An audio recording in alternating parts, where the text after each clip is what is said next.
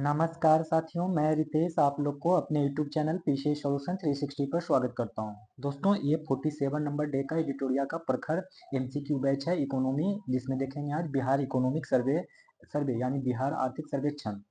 सबसे पहले मैं 1 मिनट के लिए थोड़ा सा बात करना चाहूँगा।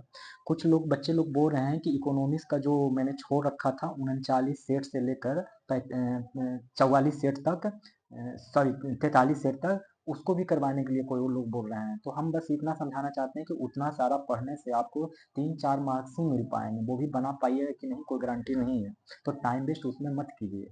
अगर आपको फिर भी इकोनॉमिक्स पढ़ना है तो देखिए, बिहार इकोनॉमिक आर्थिक सर्वेक्षण हो गया, बिहार का बजट हो गया, भारत का इकोनॉमिक सर्वे हो गया, भारत का बजट हो गया, इतना पढ़ लीजिएगा ना तो इससे इकोनॉमिक्स का बहुत सारे प्रश्न बन जाएंगे। तो उसी कड़ी में आज हम लोग डे 47 को करने जा रहे हैं, जिसमें आज हम लोग बिहार का आर्थिक सर्वेक्षण पढ़ेंगे। बिहार का आर्थिक सर्वेक्षण चलिए शुरू करते हैं। देखिए, कुछ चीजें तो हम लोग क्वेश्चन से बनाएंगे और कुछ लोग हम लोग एक्स्ट्रा भी बताएंगे इस क्वेश्चन के अलावा, जिसे भी आप लोग को याद करके चलना है। पहला क्वेश्चन देखिए, कह रहा है कि बिहार आर्थिक सर्वेक्षण 2023-24 निम्नलिखित में से किसके द्वारा प्रस्तुत किया गया। तो ये जान लीजिए, ये प्रस्तुत किया गया है सम्राट चौधरी के द्वारा। किनके द्वारा प्रस्तुत किया गया है? सम्राट चौधरी के द्वारा। बिहार के वित्त मंत्री सम्राट चौधरी ने 12 फरवरी 2022 को बिहार का विधानसभा में कौन सा आर्थिक सर्वेक्षण पेश किया? तो यह 18वां नंबर का था आर्थिक सर्वेक्षण। कितने नंबर का था आर्थिक सर्वेक्षण? तो 18वें नंबर का था आर्थिक सर्वेक्षण। आर्थिक सर्वेक्षण कितने नंबर का था? 18 नंबर का। सबसे पहले मैं इस आर्थिक सर्वेक्षण से इकोनॉमिक सर्वे से कुछ पॉइंट्स बता देता हूँ, जिससे आप लोग याद रखिएगा। सबसे पहले तो ये जान लीजिए कि ये प्रीवियस ईयर का, जैसे कि देखिए 2023-24 के लिए आर्थिक सर्वेक्षण जारी किया गया। कब के लिए? ध्यान से देखते जाइए इस बोर्ड को। 2023-24 के लिए आर्थिक सर्वेक्षण जारी किया, लेकिन जारी कब किया गया था? 12 फरवरी 2024 को। 12 फरवरी 2024 को जारी किया गया था। इसका मतलब ये हुआ कि ये 2023-24 तक का डेटा था, और जो अभी चल रहा है, जो चल रहा है 2024 और 25, ये अभी सेशन फाइनेंशियल ईयर चल रहा है 2024-25 ना। हाँ, तो पहले थोड़ा सा फाइनेंशियल ईयर भी बता देता हूँ। फाइनेंशियल ईयर दोस्तों कहा जाता है 1 अप्रैल से लेकर 31 मार्च तक। कब से कब तक कहा जाता है? 31 अप्रैल से लेकर 31 मार्च तक को फाइनेंशियल ईयर कहा जाता है। तो देखिए, ये कब जारी किया गया? 12 फरवरी 2024 को। क्यों जारी किया गया? और ये इसमें असल में क्या होता है इकोनॉमिक सर्वे में, कि आपको रिकॉर्ड बताया जाता है कि आपने पिछले साल जो लक्ष्य रखे थे कि आप पूरा कर पाए, क्या आप हासिल कर पाए। ठीक इसी प्रकार से समझ जाइए कि जैसे आप लोग कोई प्लान करते हैं कि हम जाएंगे कहीं घूमने, तो यहाँ इतना इतना पैसा खर्च करेंगे, ऐसे ऐसे खर्च करेंगे। फिर जब वापस घर लौटते हैं किसी टूर पे, किसी यात्रा करने के बाद, तो आप जोड़ते हैं कि हमने कहाँ पर खर्च कितना किया, किस होटल में कितना खर्च किया, ट्रांसपोर्ट पे कितना खर्च किया, ये आप बताते हैं। और हिसाब, और वो जो हिसाब आप बता रहे होते हैं ना उस टाइम, वो परफेक्ट होता है। वो प्रत्यक्ष रूप से वही सही माना जाता है, क्योंकि आपको जैसे देखिए, थोड़ा सा समझिए, मैं इसको थोड़ा क्लियर कर दूं क्योंकि समझाने में थोड़ा दिक्कत हो रहा है। एक होता है बजट, एक होता है सर्वे, है ना। बजट और एक होता है सर्वे। बजट जो होता है ये अनुमान पर आधारित है, पहला तो ये समझ गए। और सर्वे जो होता है ये अनुमान पे आधारित नहीं, बल्कि ये डेफिनेट फैक्ट होता है, कि मतलब ये हो चुका है। अब ये कैसे समझ सकते हैं? ऐसे समझिए, कहीं आप यात्रा करने चलते हैं। चलिए, आप पटना के रहने वाले हैं और आप चले गए दिल्ली यात्रा करने, माने घूमने, टूरिस्ट बने थे। अब आपने जिस दिन जाने का था उसके पहले आप लोग प्लानिंग करेंगे कि मुझे टिकट पे कितना खर्च होगा, 200 रुपया पकड़ के चलते हैं, 200 रुपया। फिर वहां जब और वहां पहुंचेंगे, टिकट ये रेलवे टिकट का था, फिर जब दिल्ली में पहुंचेगा तो वहां ऑटो भाड़ा भी लग जाएगा 200 रुपया, फिर होटल लीजिएगा वहां भी लग जाएगा 500 रुपया। इस तरीके से आप लोग बनाते हैं। लेकिन क्या टिकट पे 2 ही 100 रुपया लगेंगे? क्या आपने जो ऑटो बुक किया उस पे 2 ही 100 रुपया लगेगा? क्या हॉस्टल पे जो आपने मैंने होटल पे जो आपने खर्च किया वो केवल 500 ही 100 रुपया लगेगा? हो सकता है 490 रुपया लगे, हो सकता है 550 रुपया लगे, ये तो आपको नहीं ना पता है। आपने सोचा कि ऐसा ऐसा होगा, ये कहलाएगा बजट। लेकिन आपने अब दिल्ली घूम के वापस पटना को आ गए। जैसे ही पटना को आए तो फिर आपने मिलाया कि हम कितना पैसा लेकर गए थे दिल्ली और कितना पैसा वापस बचा के आए, और जो बच गया पैसा और जो खर्च हो गया वही तो ओरिजिनल खर्च था। अब वो बजट से ज्यादा भी हो सकता है और बजट से कम भी हो सकता है। जो मतलब कहने का मतलब जितना आपने लक्ष्य रखा था कि इतना हम दिल्ली जाएंगे तो खर्च करेंगे, तो उससे ज्यादा या कम खर्च होना ये कब आपको पता चलेगा? जब आप वापस पटना लौट के आएंगे तब पता चलेगा। इसी को कहते हैं सर्वे, कि मतलब आपको पता चल चुका है कि आपने कितना खर्च किया है, क्या क्या लक्ष्य रखा है। तो आप समझ गए ना? तो ये हम लोग पढ़ रहे हैं क्या, बिहार आर्थिक सर्वेक्षण 2023-24। मतलब ये पता है कि हमने क्या क्या खर्च कर दिया, क्या क्या किया गया। जैसे जब पिछली बार बजट पेश किया गया था ना, पिछली बार, तब इन इन लोग ने कुछ कुछ लक्ष्य रखे होंगे कि हम टीबी को अब तक खत्म कर देंगे, 2025 तक टीबी को खत्म कर देंगे, हम सबके घर में नल के पानी लगा देंगे, सात निश्चय टूर्नामेंट में इतना पैसा खर्च करेंगे। इन लोग ने लक्ष्य रखा, अब क्या पूरा कर पाए कि नहीं, उसी का ये हम लोग का सर्वेक्षण देखना है। अब बात समझ में आ गया। दूसरी बात, ये जो सर्वेक्षण देखेंगे तो ये कब कब जारी किया गया, 12 फरवरी 2024 को। तो 12 फरवरी 2024 को तो जारी किया गया है जो दोस्तों। अब आप सोचिए कि अच्छा अच्छा सर, इसका मतलब 2023-24 का रिपोर्ट दिया होगा। आप खुद बताइए 2023-24 का रिपोर्ट कैसे देगा, आप खुद समझाइए। ये तो 12 फरवरी को ही, और मैंने फाइनेंशियल ईयर तो बताया था कि 31 मार्च तक होता है। 1 अप्रैल से लेके 31 मार्च तक का तो फाइनेंशियल ईयर बताया था, और ये बता रहा है कि 12 फरवरी को लॉन्च किया, अर्थात 2023-24 का ये रिपोर्ट नहीं है।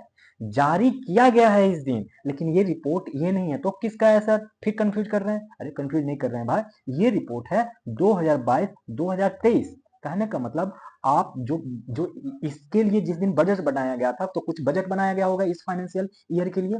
तो इस फाइनेंशियल ईयर में क्या क्या खर्च हो गए और क्या क्या हम लोग ने प्रॉपर्टी बनाया, जैसे कि कहीं पुल बना देंगे, तो कहीं हम लोग मंदिर बना देंगे, तो कहीं कोई सीता कुंड इस तरीके का कुछ उस पर जीर्णोद्धारण कर देंगे, कुछ नदी लिंक परियोजना कर देंगे।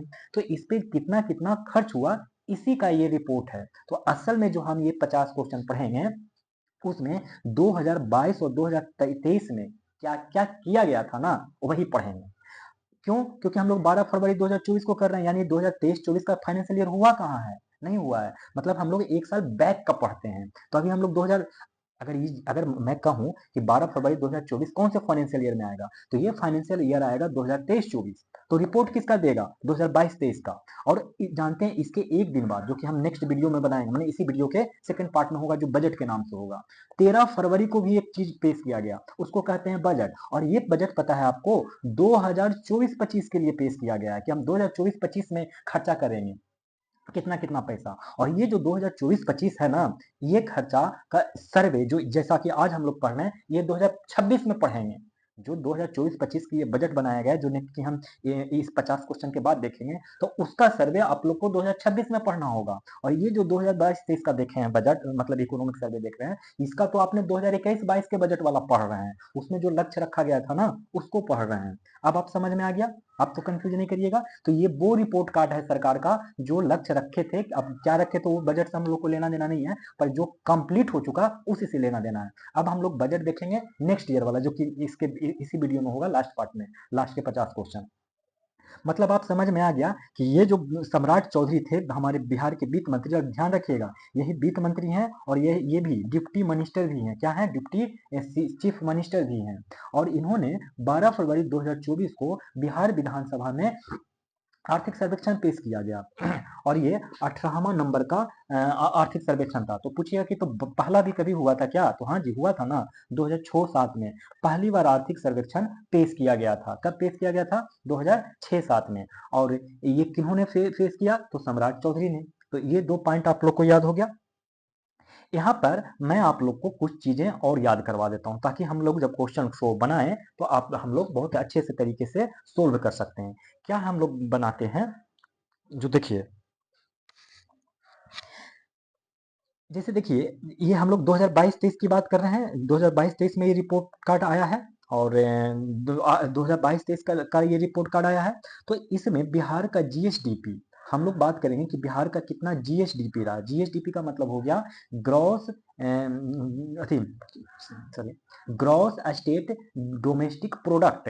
इसको हिंदी में बोलते हैं सकल राज्य घरेलू उत्पाद। क्या बोलेंगे हिंदी में? सकल राज्य घरेलू उत्पाद। सकल राज्य घरेलू उत्पाद बोलेंगे, इतना बात याद हो गया। तो जीएसडीपी, जीएसडीपी क्या हो गया, सकल राज्य घरेलू उत्पाद। एक होता है एनएसडीपी, एनएसडीपी का मतलब होता है निबल राज्य घरेलू उत्पाद। निबल इसका मतलब होता है नेट अंग्रेजी में, और हिंदी में होता है निबल, ठीक है। और एस का मतलब स्टेट माने राज्य, और डोमेस्टिक का मतलब घरेलू उत्पाद, ठीक है। तो आप लोग इतना याद रख ले। एक होता है जीएसडीपी, प्रति व्यक्ति, जीएसडीपी का प्रति व्यक्ति आय, ठीक है, प्रति व्यक्ति आय। यहाँ पर प्रति व्यक्ति आय समझेंगे क्या है, हम तुलना में याद करते हैं, क्योंकि इसमें देखिए डेटा का ही खेल है, क्या क्या उन लोगों ने रिपोर्ट कार्ड में पेश किया है वही बताने जा रहा हूँ। तो हम लोग 2022-23 में देखिए उन लोगों ने लक्ष्य क्या रखा होगा, तो बजट में पता चल ही गया होगा 2021 के 22 वाला में। लेकिन हमें अब उस बजट से कोई लेना देना नहीं है, उस बजट में क्या क्या काम पूरा हो गए इस वीडियो से, इस माध्यम से हम लोग समझेंगे। दो तरीके का मूल होता है, एक होता है वर्तमान मूल और एक होता है 2011-12 के स्थिर मूल। अब ये क्या लोचा है कि 2011-12 का स्थिर मूल क्या होता है, मैं इसके बारे में भी आप लोग को हम बता देते हैं ताकि आप लोग आराम से याद कर सकें। चलिए रुकिए, देखिए एक सेकंड में रुकिए, हम बता देते हैं।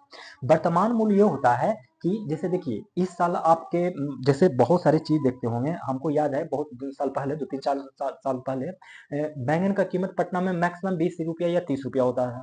लेकिन आज के डेट में देखिए बैगन का कीमत 50-60 रुपया हो गया। मतलब पिछले साल अगर 30 रुपया था तो इस साल 40 रुपया हुआ, इसी को तो वर्तमान मूल्य कहते हैं। अब मैं आपको बोलता हूं कि जो मेरे मम्मी पापा थे ना, मैंने 2011-12 की बात कर रहा हूं, तो 2011-12 में उस वक्त कीमत केवल 10 रुपये में तो 1.5 किलो बैगन मिल जाता था। लेकिन आज देखिए 50-60 रुपये में 1 किलो बैगन मिलता है। मतलब ये हुआ कि 2011-12 वो डेटा रखा गया था, इसको फिक्स्ड माना गया कि मतलब इस साल में सारे मूल्य जो है स्थिर रहे थे, 2011-12 में ज्यादा फ्लक्चुएट नहीं हुए। लेकिन इसी साल देखिए कभी बैगन की उपज ज्यादा हो जाता है तो 20 रुपये किलो हो जाता है, लेकिन कभी बैगन का कम उपज होता है तो 60-70 रुपये हो जाता है। जैसे अभी छठ के मौसम में देखे थे बैगन का कीमत कितना था, और अभी देखिए हम अभी जाते हैं बैगन लाने खरीदने तो पता चलता है कि कहीं 20 रुपये 30 रुपये है तो कहीं 50 रुपये बोल रहा है, मतलब जो मन में आता है, यानी स्थिर नहीं है, मैंने वर्तमान मूल्य है। तो मतलब अगर पिछले साल की तुलना किया जाए तो ये वर्तमान मूल्य कहलाएगा। और अगर एक फिक्स्ड मान लिया गया कि हाँ ये पैरामीटर है कि दो हम कंपेयर करेंगे कि 2011-12 से हमारी महंगाई कितना बढ़ गया, तो कहलाएगा 2011 मूल्य का स्थिर मूल्य। तो वर्तमान मूल्य समझ में आ गया, जो करंट ईयर चलता रहे, जैसे 2021 खत्म होगा, 2022 खत्म होगा, 2023 खत्म होगा, 2024 में आ गए, तो 2024 में जो हम लोग कैलकुलेट करेंगे तो पिछले साल का कैलकुलेट करेंगे और 2011-12 से फिर कंपेयर करेंगे कि 2011-12 में हम कितना रुपया कमाते थे, तो 10,000 रुपया कमाते थे। 2024 में तो देखिए हम 24,000 रुपया कमाते हैं। तो आप कहेंगे ना कि देखिए हम 14,000 कमाते हैं, लेकिन आपने 2023 में कितना कमाया, तो 23,000, तो 1,000 रुपया तो ज्यादा कमाते हैं। मेरे कहने का मतलब ये हुआ कि 2011-12 के टाइम पीरियड में आपने 10,000 की सैलरी पे नौकरी किया, और आज 2024 चल रहा है, आपने सैलरी आपकी हो गया 25,000 रुपया, तो कहेंगे ना कि 11-12 में जितना मैं कमाता था, तो क्योंकि इस वक्त आपकी नौकरी लगी थी, तो इस वक्त से आपने कितना ज्यादा कमाने लगा, 15,000 रुपया ज्यादा कमाने लगा। लेकिन कोई पूछ दे चलो भैया बता तो 2023 में कितना कमाता था, अरे यार मैं 2023 में 24,000 कमाता था, तो आपको तो 1,000 रुपया का ना आप एक्स्ट्रा कमा रहे हो। ये है, ये स्थिर मूल्य वही है कि 2011-12 मूल्य में समझिए कि नौकरी लगा था, नौकरी मतलब माना गया था कि हम जो आगे कैलकुलेट करेंगे तो हम 2011-12 को मानेंगे। क्यों, क्योंकि ऐसे भी समझ सकते हैं इस वक्त 2011 में जनसंख्या जनगणना आया था, तो हम लोग एक मतलब किसी चीज को ऐसे मानते हैं कि 2011 में जनगणना आया, तो अब की बार जब जनगणना जब भी आएगा तो हो सकता है उस टाइम पीरियड को माना जाएगा। ये देखिए इस बात को ये प्रमाणित नहीं करता है कि 2011 का जनसंख्या के कारण ही कोई भी आधार वर्ष ले सकते हैं, इसको आधार वर्ष कहा जाता है। आपने पढ़ा होगा थोड़ा बहुत इकोनॉमिक्स में कि आधार वर्ष नाम का कोई चीज होता है। आधार वर्ष का मतलब उसके आधार पर हम प्रॉफिट में हुए कि घाटा में हुए, तो ये होता है आधार वर्ष। और ये है वर्तमान मूल्य। वर्तमान मूल्य का मतलब होता है कि हमको बस पिछले साल की तुलना करना है कि हमारे पास कितना था। तो अब बोला जा रहा है, आप समझ गए, तो ये रिपोर्ट कार्ड में बताया जा रहा है कि जीएसडीपी जो बिहार का है वो कितना है, तो 7.5 लाख करोड़ रुपया है। मतलब बिहार के पास 7.5 लाख करोड़ रुपया वर्तमान मूल्य में। अभी हमारे पास कितना रुपया बिहार, जैसे कहते हैं ना कि आपके पास कितना रुपया है, तो बैंक में जोड़ लीजिए तो 2 लाख रुपया, हाथ में कैश देख लीजिए तो 1 लाख रुपया, घर में तिजोरी में रख ले हैं इतना सोना, इस तरीके से आप लोग बोलते होंगे। तो बिहार के तिजोरी में कितना रुपया है, 7.5 लाख रुपया करोड़ रुपया। बिहार की तिजोरी में कितना, 7.5 लाख करोड़ रुपया। और ये 7.5 लाख रुपया कैसे आया, जैसे आप बोलते होंगे कि अभी इस साल हमारे पास 2024 में 20 लाख रुपया है, तो कोई पूछ देगा अच्छा पिछला साल कितना रहा था, ये पहले बताइए। अरे पिछला साल बुर्बक 10 लाख रुपया रहा था। मतलब आपने 100% की प्रॉफिट कर लिया, मैंने 100% आपका पैसा इजाफा हो गया। अगर पिछले बार 10 लाख रुपया था और इस साल अगर आपके तिजोरी में जमा हो चुका है बैंक में 20 लाख रुपया, तो कितने परसेंट का मुनाफा हुआ? तो जाहिर सी बात है ना जी, आपके पास 10 लाख रुपया था और आज 20 लाख रुपया होगा, मैंने दुगना जंप कर गए, मैंने 2 गुना की प्रॉफिट हुआ। 2 गुना का प्रॉफिट का मतलब 100% की वृद्धि हो गया आप लोग का। समझ गए इतनी बात? अच्छा, जब इतनी बात समझ गए तो 7.5 लाख, तो बिहार को कितना प्रॉफिट हुआ था? मैंने पिछला साल जितना भी रहा होगा मुझे नहीं पता कितना रहा होगा, ऐसे सोच ली कि मुझे नहीं पता कितना होगा, लेकिन इस साल हमारे पास, हमारे देश राज्य के पास, माने बिहार राज्य के पास 7.5 लाख करोड़ रुपया बिहार राज्य सरकार की तिजोरी में है। तो कितना परसेंट का प्रॉफिट हुआ था? ये प्रॉफिट भी याद कर लीजिए, 15.5% का। मैंने पिछला मतलब अगर 7.5 लाख में 15.5% घटा देते तो जो अमाउंट रहा था वो 2021-22 में बिहार सरकार के तिजोरी में पैसा था। इस साल बिहार की तिजोरी में 7.5 लाख करोड़ रुपया है और जो कि 15.5% का वृद्धि हुआ है। तो कोई पूछ दे चुपके से आपसे, जरा बताओ ना, जो आधार बस रखा था 2011-12 में, उसका जो कि स्थिर मूल्य कहा था, उसमें कितना रुपया बिहार सरकार के तिजोरी में था? तो मैं बता दूं, उस वक्त बिहार के तिजोरी में 4.4 लाख करोड़ रुपया था। समझ में आ रहा है कितना रुपया था? 4.4 लाख करोड़ रुपया, सॉरी,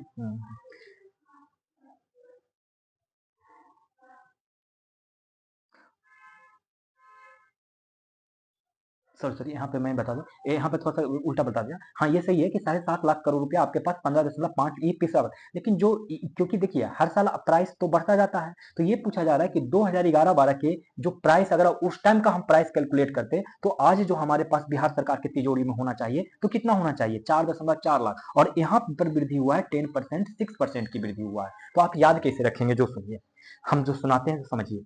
कोई पूछे आपसे कि जो अभी, अब देखिए ये भूल जाइए कि 2023-24 में बार बार नहीं बोलूंगा, बस सीधा सीधी आपको जो एग्जाम में आएगा इस साल के, तो सीधे पूछा जाएगा कि आपके बिहार आर्थिक सर्वेक्षण देखिएगा। फिर पूछे कि बताइए बिहार का सकल राज्य घरेलू उत्पाद कितना है, मैंने जीएसडीपी कितना है, तो देख लीजिएगा कि क्वेश्चन में वर्तमान मूल्य पूछ रहा है या स्थिर मूल्य। अगर वर्तमान मूल्य पूछे तो 7.5% कर दीजिएगा, और अगर सॉरी 7.5 लाख करोड़ कर दीजिएगा। अगर कोई पूछे नहीं नहीं नहीं हमको परसेंटेज में बताओ कितना वृद्धि हुआ है, तो बताइएगा 15.5%, 15.5% वृद्धि हुआ है। फिर पूछेगा नहीं नहीं नहीं हमको 2011 वाला जो 12 वाला जो आधार वर्ष था ना, उससे उस स्थिर मूल्य से बताओ आज कितना रुपया जमा है हमारे बिहार राज्य सरकार में। तो 4.4 लाख करोड़ रुपया है। कितना परसेंट का वृद्धि हुआ? तो 10.6% का वृद्धि हुआ। आप सोच लेंगे ये कम ज्यादा है, ये कम क्यों? देखिए कुछ मामला ऐसा है कि आप जब अगर आप लोग जो 2011-12 में कोई सामान खरीदे होंगे तो आप लोग को याद होगा कि अगर कोई कॉपी का कीमत 20 रुपया है तो उसी कॉपी का आज कीमत आप 50 रुपया दे रहे होंगे। तो आप देखिए 50 रुपया दे रहे होंगे मतलब आपके पास 50 रुपया है तभी तो उस कॉपी को खरीद रहे हैं। लेकिन अगर आप 2011-12 से कैलकुलेट करें कि नहीं उस समय तो उस वक्त तो आपने 20 ही रुपया में कॉपी खरीदना था, यानी 30 रुपया आपके पास प्रॉफिट था, वही 30 रुपया इसमें ज्यादा डिफरेंस दिखाया जा रहा है। समझ गए? तो थोड़ा बहुत आप लोग भी दिमाग लगाइए, फिलहाल मैं समझने के लिए, याद करने के लिए मैंने बता दिया। तो मैं पूछ देता हूँ फिर से, बताइए जीएसडीपी में सकल राज्य घरेलू उत्पाद में वर्तमान मूल्य पे कितना है? तो 7.5 लाख करोड़ रुपया है। 7.5 लाख करोड़ रुपया हो गया 15.5%। 4.4 लाख करोड़ रुपया है 2011-12 में। और बताइए कि बिहार का एनएसडीपी कितना है? तो इस साल 6.8 लाख करोड़ रुपया है, और 2011-12 में 3.9 लाख करोड़ रुपया। कितना? 3.9 करोड़ लाख रुपया। अगर पूछा जाए कि प्रति व्यक्ति अभी कितना है, तो बताइएगा 59,637 रुपया। अभी जो बिहार में है ना, लोग 59,637 रुपया कमाते हैं। कितना कमाते हैं? 59,637 रुपया। उस वक्त कितना कमाते थे? 35,119 रुपया। कितना कमाते थे प्रति व्यक्ति आय? तो प्रति व्यक्ति आय क्या होता है कि एक साल में कोई इंसान कितना कमाता है? तो एक साल में इंसान 59,637 रुपया कमाता है अभी। अभी जो आया है प्रति व्यक्ति आय जीएसडीपी का वो, और 35,119 रुपया 2011-12 में कमाता था।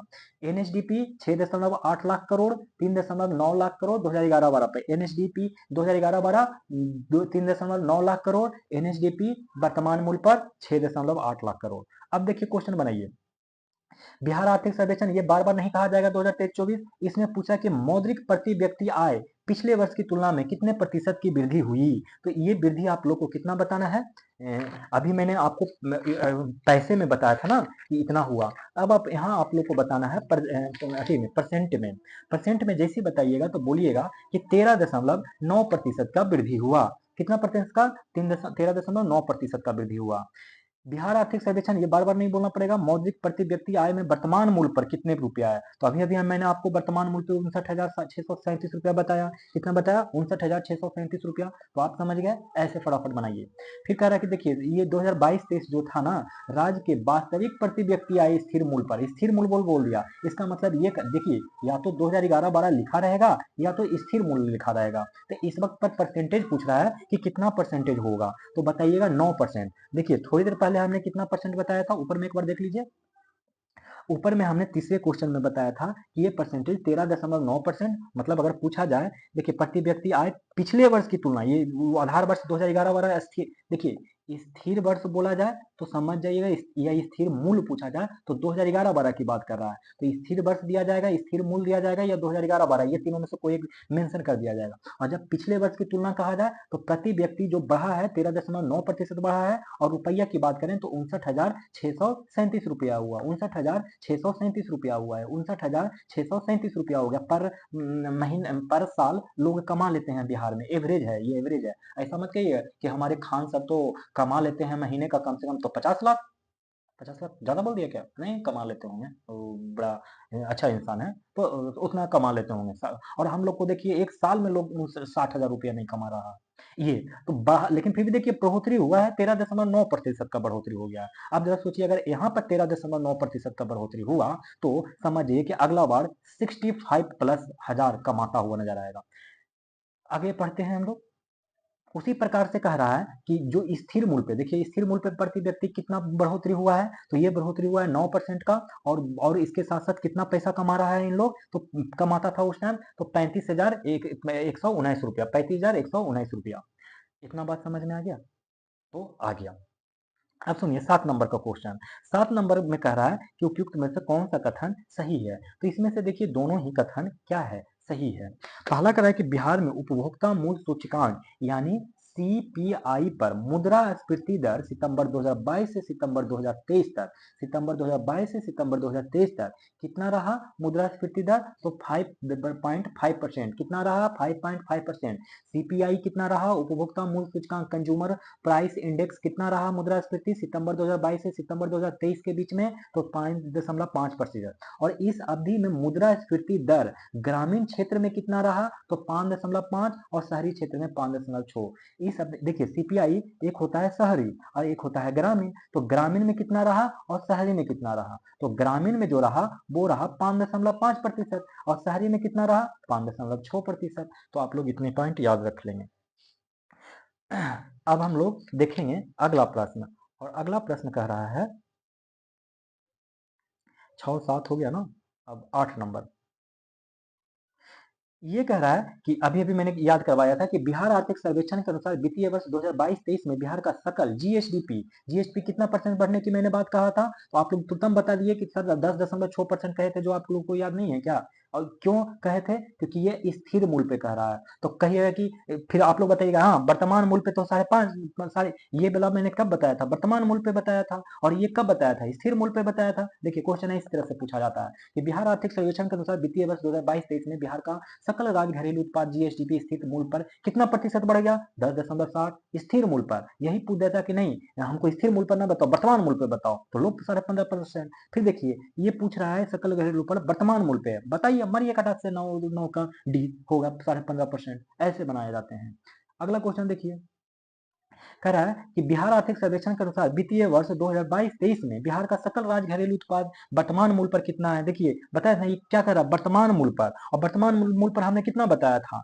जीएसडीपी वर्तमान मूल्य पे हमने बताया था 7.5 लाख करोड़ रुपया। कितना बताया था? 7.5 लाख करोड़ रुपया। तो कहिएगा कि 2011-12 पे कितना बताए थे, जरा एक बार फिर से रिवीजन करवा दीजिए, तो होगा 4.4 लाख करोड़ रुपया। ये पूछा जाएगा, तो ये पूछा जाएगा फिक्स्ड, मतलब कि कहने का मतलब स्थिर मूल्य पे पूछा जाएगा। ये कब पूछा जाएगा? स्थिर मूल्य पे। देखिए ये स्थिर मूल्य पे पूछा, कितना? 4.4 लाख करोड़ रुपया। मतलब वर्तमान मूल्य पे कितना? 7.5 लाख करोड़ रुपया। मतलब स्थिर मूल्य पे कितना? तो 4.4 लाख करोड़ रुपया। याद हो गया, परसेंटेज से भी मैंने बता दिया। अब देखिए पूछा जा रहा है कि बिहार आर्थिक सर्वेक्षण के अनुसार गत 5 वर्षों में वास्तविक प्रति व्यक्ति आय में वार्षिक वृद्धि कितना प्रतिशत हुआ जी, तो ये हो गया है 2.3%। ये कितना हो गया है? 2.3%। कितना हो गया है? 2.3%। अब देखिए यहाँ पर पहले एक चीज याद करवाता हूँ, तो क्वेश्चन अपने आप फटाक से बन जाएगा। याद क्या करवाता हूँ कि देखिए पहले क्वेश्चन ऐसे देख लीजिए, यहीं पे हम याद करवा देते हैं, कहा हम इधर उधर भटकते रहे झूठ मूठ का। बिहार आर्थिक सर्वेक्षण के अनुसार वित्तीय वर्ष 2022-23, ये बार बार इतना दूर पढ़ने की आवश्यकता है क्या, आप तो समझ गए होंगे। इसमें कह रहा प्राथमिक द्वितीयक तृतीयक क्षेत्र की आर्थिक गतिविधियों द्वारा मूल्य वर्धन में वृद्धि वृद्धि के संबंध में निम्न में से कौन सा कथन सत्य है, ये बताने कह रहा है।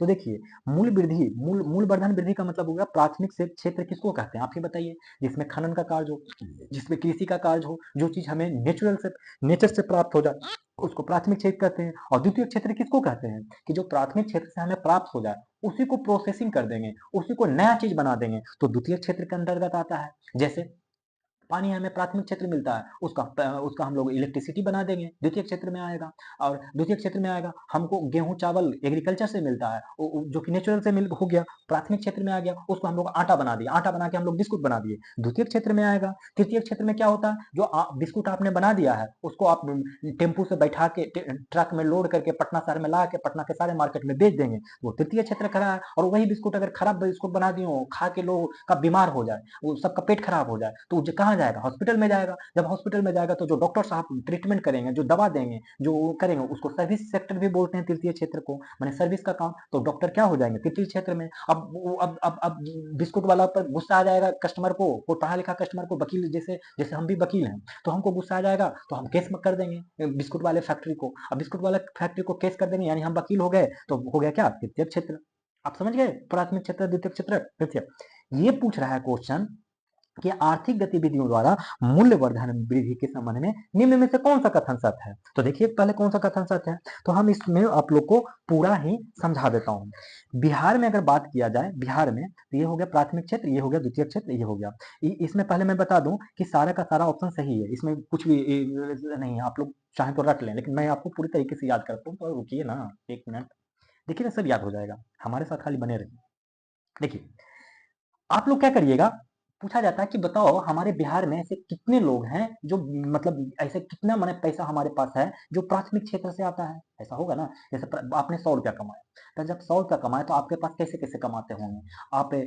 जब घर से ऑफिस के लिए जाते होंगे तो आप मतलब बाइक से आते होंगे, तो आपने सोचा कि हम बाइक से जा रहे हैं, मेरा पीछे वाला सीट खाली है, और वो पीछे वाला सीट अगर किसी को मैं लिफ्ट ना देके मैं किसी पैसेंजर को उठा लूं तो आराम से मैं पटना से लेके हाजीपुर तक पहुंच सकता हूँ। और उसका कीमत प्राइस होता है ऑटो भाड़ा 50 रुपया, हम 40 रुपया में पहुंचा दें तो आपके पास 40 रुपया का प्रॉफिट हो गया ना। आप 40 रुपया लेके जाएंगे, 40 रुपया आप लेके आएंगे, तो हुआ तो आपको 80 रुपया का प्रॉफिट, 80 रुपया की कमाई हो तो गया। अच्छा फिर सोचा अच्छा मैं आ ही जाता हूँ तो नौकरी करके शाम को 5 बजे तक घर पहुंच जाता हूँ, 5 बजे से लेकर 9 बजे तक क्या करूंगा बैठ के, चलो मैं कोई होम ट्यूशन पढ़ा लेता हूँ, चलो 2 ट्यूशन भी पढ़ा लेते हैं, तो वहां भी आप लोग को मिल जाएगा 50-50 रुपया, 100 रुपया हो गया है ना। तो 100 रुपये इधर भी कमा लिए, 80 रुपये उधर भी कमा लिए, 180 रुपया कमा लिए।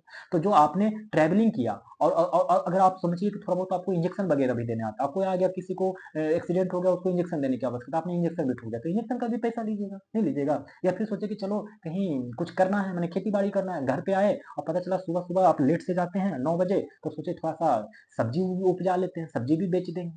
तो ऐसे करके आपने ढेर सारा पैसा कमा लिया, नौकरी करने जा रहे हैं वहां से भी पैसा कमा लिया उसी प्रकार से। तो ये पैसा पूरा कैलकुलेट होकर कितना हो गया 500 रुपया। तो इस 500 रुपया में जैसे आपने 80 रुपया किसी को पैसेंजर को बैठा के अपने बाइक पे हाजीपुर लेके गए और हाजीपुर से पटना लेके आ गए, तो 80 रुपया हो गया मान के चलते हैं। ट्यूशन पढ़ाने से आपको 200 रुपया का प्रॉफिट हो गया, और फिर आपने सब्जी उब्जी भी उगा ही दिया था मॉर्निंग में, 300 रुपया का प्रॉफिट हो गया था। और उसके बाद फिर मतलब आपके यहाँ कहने का मतलब नौकरी भी तो करने गए, तो 500 रुपया का प्रॉफिट हो गया। टोटल मिला के देखा जाए तो 880 रुपया का प्रॉफिट मतलब आपके पास पैसा हो गया। तो ये 880 रुपया महीने के आखिरी में पहुंचा कि हाँ देखो मेरे पास 880 रुपया है। लेकिन इस 880 में कितने लोगों का योगदान है, कहां कहां से ये पैसा आया, जरा देखिए आया है ना। उसी प्रकार से बिहार के पास, तो अब इसमें तो आपने बांट दिया कि देखो क्योंकि हम लोग के पास छोटा घर है, छोटा चीज है, तो बांट दिया। लेकिन ये तो बिहार है, बिहार छोटा मोटा है नहीं, आप जैसे घर के अलावा, आप जैसे इंडिविजुअल प्राणी के अलावा बहुत लोग हैं इस राज्य में। 2011 की जनसंख्या कहूं तो 10 करोड़ है, और अगर जातिगत गणना करूं तो 13 करोड़ जनसंख्या है। इन लोग ने प्राथमिक क्षेत्र बांट रखा है, द्वितीय क्षेत्र बोल रहा है कि प्राथमिक क्षेत्र से हमारे पास मूल्यवर्धन वृद्धि 6.7% हुआ है, 6.8% हुआ है, और 13% तृतीय क्षेत्र में हुआ है। मतलब बोलता है हिस्सेदारी कितना है। तो देखिए हिस्सेदारी के बारे में अगर कोई पूछा जाए ना आपसे, हिस्सेदारी, तो आप लोग हिस्सेदारी प्राथमिक क्षेत्र में बताइएगा 20, 20 और 60 बोल दीजिएगा। ये क्या है 20 20 60, अरे दोनों तीनों को जोड़िए ना 100% आ जाएगा, तीनों को जोड़िए 100%। कोई आप जानते करते हैं बिहार बीपीएससी वाला जो है पगला गया है आजकल। तो वो क्या करेगा कि नहीं हमको 20% ये लगभग है, ये जो मैंने बताया लगभग में मैंने बताया कि हिस्सेदारी बिहार में जो बिहार के जो तिजोरी है उसमें बिहार का जो पैसा है बिहार की तिजोरी में वो 20% जो हिस्सा आया है प्राथमिक क्षेत्र से आया है। और 20% का जो पैसा है मैंने 100 रुपया में 20 रुपया प्राथमिक क्षेत्र से आया है, और द्वितीय क्षेत्र से 20 रुपया आया है, और तृतीय क्षेत्र से 60 रुपया आया है। अब ये बीपीएससी वाला पगला के पूछे नहीं हमको 20 हमको लगभग लगभग नहीं चाहिए, हमको एकदम पूरा एग्जैक्ट डेटा में बताओ। तो लो भाई डेटा में बता देते हैं। इसको बताइएगा कि देखिए जी प्राथमिक क्षेत्र में ना 19.97% था, और 20.04% था सेकेंडरी में। इसको द्वितीय कोई अंग्रेजी में सेकेंडरी बोलते हैं, सीबीएसई वाला बोलते हैं लोग। और तृतीय क्षेत्र को 59.98% था। कितना 59.98। इसी को मैंने लगभग में 60 बोला, इसी को मैंने 20.04 को मैंने 20 बोला, और 19.97 को 20% बोला। तो अब आप लोग याद हो गए कि जो बिहार की तिजोरी में पैसा रखा हुआ है तो प्राथमिक क्षेत्र से उसके पास 19.97% का 9.97% मैंने 100 रुपया में 19.97 पैसा प्राथमिक क्षेत्र से आया है। और द्वितीय क्षेत्र से जो मैंने फैक्ट्री उक्ट्री बना के जो लोग सामान बेचते हैं उससे 20 रुपया 4 पैसा आया है द्वितीय क्षेत्र से। और तृतीय क्षेत्र से सबसे ज्यादा 59 रुपया 98 पैसा आया है। तो पूछा ये बढ़ोतरी कितना हुआ, इसमें बढ़ोतरी कितना हुआ, तो बढ़ोतरी हुआ 6.7, 6.7 याद रखिए, 8 याद रखिए, फिर दोनों को जोड़ दीजिए तो आ जाएगा 13। कैसे जोड़ेगा, 6 6 12, 6 6 12 हो गया, और ये दोनों को जोड़ के एक रख लीजिए 13 हो गया। कैसे कर लीजिएगा फिर से देख लीजिए, याद कर लीजिए। 6.7 6 कैसे 6.7 से माने देखिए 6 6 6 है ना, दोनों में 7 8 हो गया, 6.7 से 8, और 6 6 12 हो गया, और 7 8 8 7 15 होता है, उसको एक जोड़ के मान के चलिए 13 हो गया। ऐसे बोल दीजिए। अब ये क्या बोल रहा हूँ क्या नहीं आपको थोड़ा समझ में आना चाहिए, आपको डेटा है, आपको कैसे भी बस कहानी की तरफ से याद होना चाहिए। तो बताइए इन दोनों में कितना कितना है, तो 20% और ये 60%। नहीं नहीं एग्जैक्टली ये बता दीजिए, तो एग्जैक्टली तो होगा 59.98 है, 59.98, और ये हो जाएगा 20.04, और ये देखिए 19.97। अब कुछ पूछे बीपीएससी बना दीजिएगा। 14 बिहार का आर्थिक सर्वेक्षण 2023-24 को कितने अध्यायों में विभाजित किया, ये बहुत इंपॉर्टेंट है, इससे मैं सारी चीजें बता दूंगा कि 14वां में कह रहा है कि कितना अध्याय में 14 14 14 क्वेश्चन में 14वां आंसर है होगा, इसका आंसर भी 14 होगा। बिहार आर्थिक सर्वेक्षण है ना, तो उसने अपने अध्यायों को विभाजित कर पेश किया है 14 अध्याय में। आप सोचिएगा ये क्या मजाक है, तो देखिए क्या मजाक है। उन्होंने क्या कहा, ऐसे कहा कि देखो भाई पहले हम लोग बिहार की अर्थव्यवस्था का अवलोकन करेंगे कि हमारे पास मैंने पहला अध्याय में उन लोगों ने क्या रखा था। मैं पूरा याद मत करिएगा, हम इस पे चीजें जरूरी चीजें बता दूंगा। अब खुद ही इस चीज को आधा से ज्यादा आपने जो 14 की संख्या बोला होंगे ना, बस खाली ये 14 याद रखिए, बाकी इसमें खुद आप डिपार्टमेंट याद रख लीजिए कौन सा। जैसे देखिए सबसे पहले अभी मैंने अब तक आपको क्या याद करवा रहा हूँ, जो भी मैंने याद करवाया तो बिहार के अर्थव्यवस्था के बारे में बताया कि देखो बिहार की अर्थव्यवस्था, बिहार की तिजोरी में, बिहार की जो राज्य तिजोरी है ना इसमें कितना पैसा है, कहाँ कहाँ से पैसा आया है, हमने अभी तक यही सब आपको समझाया याद करवाया। इस जब बजट पेश किया जाता माने इकोनॉमिक सर्वे पेश किया जा रहा था ना, उन लोग ने भी ऐसे ही बताया कि देखो हमारे बिहार में ना इतना जीएचडीपी है, इतना परसेंट का प्रॉफिट हुआ, हमारे पास जो 100 रुपया है ना उसमें से 20 रुपया आया हुआ है प्राइमरी सेक्टर से, सेकेंडरी सेक्टर से 20 रुपया आया हुआ है, टर्सरी सेक्टर से 60 रुपया। उन लोग ने भी ऐसे समझाया तो उसको बोल दिया कि यह अध्याय पहला हो गया। हाँ नहीं नहीं होगा, अरे होगा भाई, वही होगा। अच्छा, दूसरा अध्याय में उन्होंने बोला राजकीय वित्त व्यवस्था, कि मतलब राजकीय वित्त व्यवस्था थोड़ा सा कंफ्यूजिंग होता है, उसको हल्का सा मैं समझा दूं। उन लोगों ने बोलता है कि देखिए हमने पैसा कहाँ खर्च किया था और कहाँ से पैसा आया था, मैंने कहाँ से हम लोग कमाए थे, कहाँ कहाँ खर्च किए, कहाँ नदियां बना दिए, कहाँ पुल बना दिए। क्योंकि कुछ ऐसे खर्चे होते हैं सरकार के कि जैसे मान के चलिए स्कूल, तो स्कूल बना दिए, तो आपने जब स्कूल बना दिया तो आपको क्या लगता है, स्कूल बनाने में पैसा लगता है, बहुत पैसा लगता है, तो आप सोचिए सरकार को तो घाटा हो गया, हाँ बिल्कुल घाटा होता है। लेकिन वो स्कूल बनाने से जितने दिन तक वो बिल्डिंग स्ट्रक्चर रहेगा उतने दिन तक वो स्कूल की पढ़ाई होगा, और उतने बच्चे उसमें पढ़ेंगे, और जो बच्चे पढ़ेंगे ना असल में वो शिक्षा प्राप्त कर रहे हैं, और वही बच्चे आगे चल के वो अपने उम्र पाके नौकरी पाके पैसे कमाएंगे, और उस पैसे को वापस सरकार को टैक्स देगा। ध्यान सुनिए, आज जो आपने स्कूलों में पढ़े हैं ना, तो उस वक्त आपने स्कूल के छोटे से फीस दिए होंगे अगर कोई गवर्नमेंट स्कूल से पढ़े होंगे, और वो स्कूल को बनाने में ना बहुत पैसा लगा था बिहार सरकार का, और पैसा से बना दिए, लेकिन इस उम्मीद से कि यहाँ पर एक दिन बच्चे आएंगे पढ़ेंगे और वो पढ़ के एक दिन नौकरी करेंगे, कुछ भी नौकरी करिए या सर्विस सेक्टर करिए, दुकान खोलिए, कुछ भी, कुछ तो करेंगे ना जीवन में। ऐसा थोड़ी ना कि इनकम में की तरफ बैठ के खाली टीवी देखते रहेंगे। अगर टीवी भी देखते रहेंगे तो टीवी आपको खरीदना पड़ेगा, और टीवी आप खरीदिएगा तो उसका भी जीएसटी देना पड़ेगा, वो भी बिहार सरकार के जा रहा है। मतलब वो ये सोच के बिल्डिंग्स बना दिए स्कूल का कि आप वहां जाएंगे, पढ़ेंगे, एक दिन नौकरी करेंगे, नौकरी करने के बाद उसकी जो टैक्स होता है मैंने सैलरी से, वो टैक्स या कुछ परचेज करेंगे तो जीएसटी के रूप में डायरेक्ट या इनडायरेक्ट के रूप में टैक्स को बिहार सरकार को देंगे। तो सोचिए वो बिहार सरकार आज बिल्डिंग बनाया, इसको प्रॉफिट उसको सरकार को कब मिलेगा? एक बच्चा जब 20 साल की उम्र तक प्राप्त कर लेगा, 20-22 साल, तब उसकी नौकरी लगेगा और तब जाके सरकार को पैसे लौटाना चालू करेगा। वो कैसे लौटाना चालू करेगा? डायरेक्ट या इनडायरेक्ट डायरेक्ट के रूप में। जैसे कुछ सामान परचेज कर ले, गोदरेज खरीद ले, टीवी खरीद ले, वो भी घर बनाने लगे तो घर बनाने लगेगा तो कुछ ना कुछ तो टैक्स लगेगा ही। कुछ सीमेंट खरीदिएगा, बालू खरीदिएगा तो उसको कुछ जीएसटी के रूप में दीजिएगा, तो वो जाएगा सरकार के पास और फिर सरकार को फायदा होगा। तो मैंने कुछ खर्चे सरकार को ऐसे होते हैं और कुछ खर्चे सरकार के होते हैं कि जैसे बिहार की अगर मैं बात करूं तो बिहार में बहुत सारी महिलाओं को, जैसे बीपीएससी है तो बीपीएससी पास कर गया, महिलाएं पास कर जाती है, उसको पैसे दे दिया जाता है 50,000 के, लीजिए पढ़ने, अच्छी बात है, देना भी चाहिए। तो ये दिया जाता है। ये पैसे वापस नहीं आते हैं, ये पैसे इस रूप में वापस आएंगे कि जब वो लड़की जाएगी काम करेगी तो मतलब सब कुछ अच्छा होगा, कहने मतलब लड़की जब काम करेगी तो पैसे कमाएगी तो फिर वो टैक्स देगी, तो ये भी। लेकिन मैं इस खर्चे की बात नहीं कर रहा हूं, मैं सब्सिडी की बात कर रहा हूँ। अब यहाँ से थोड़ा सा आपको एक बाउंड्री है जिसको आपको समझना होगा। जैसे सब्सिडी की मैं बात कर रहा हूँ, किसानों को सब्सिडी दिया जाता है कि और छात्रवृत्ति के में भी छात्र सब्सिडी दिया जाता है कि इतना का खर्च कीजिए, इतना आपको पैसा सरकार की तरफ से मिलेगा। तो वो पैसा वापस तत्कालीन रूप से नहीं आता है, बहुत दिनों के बाद आता है।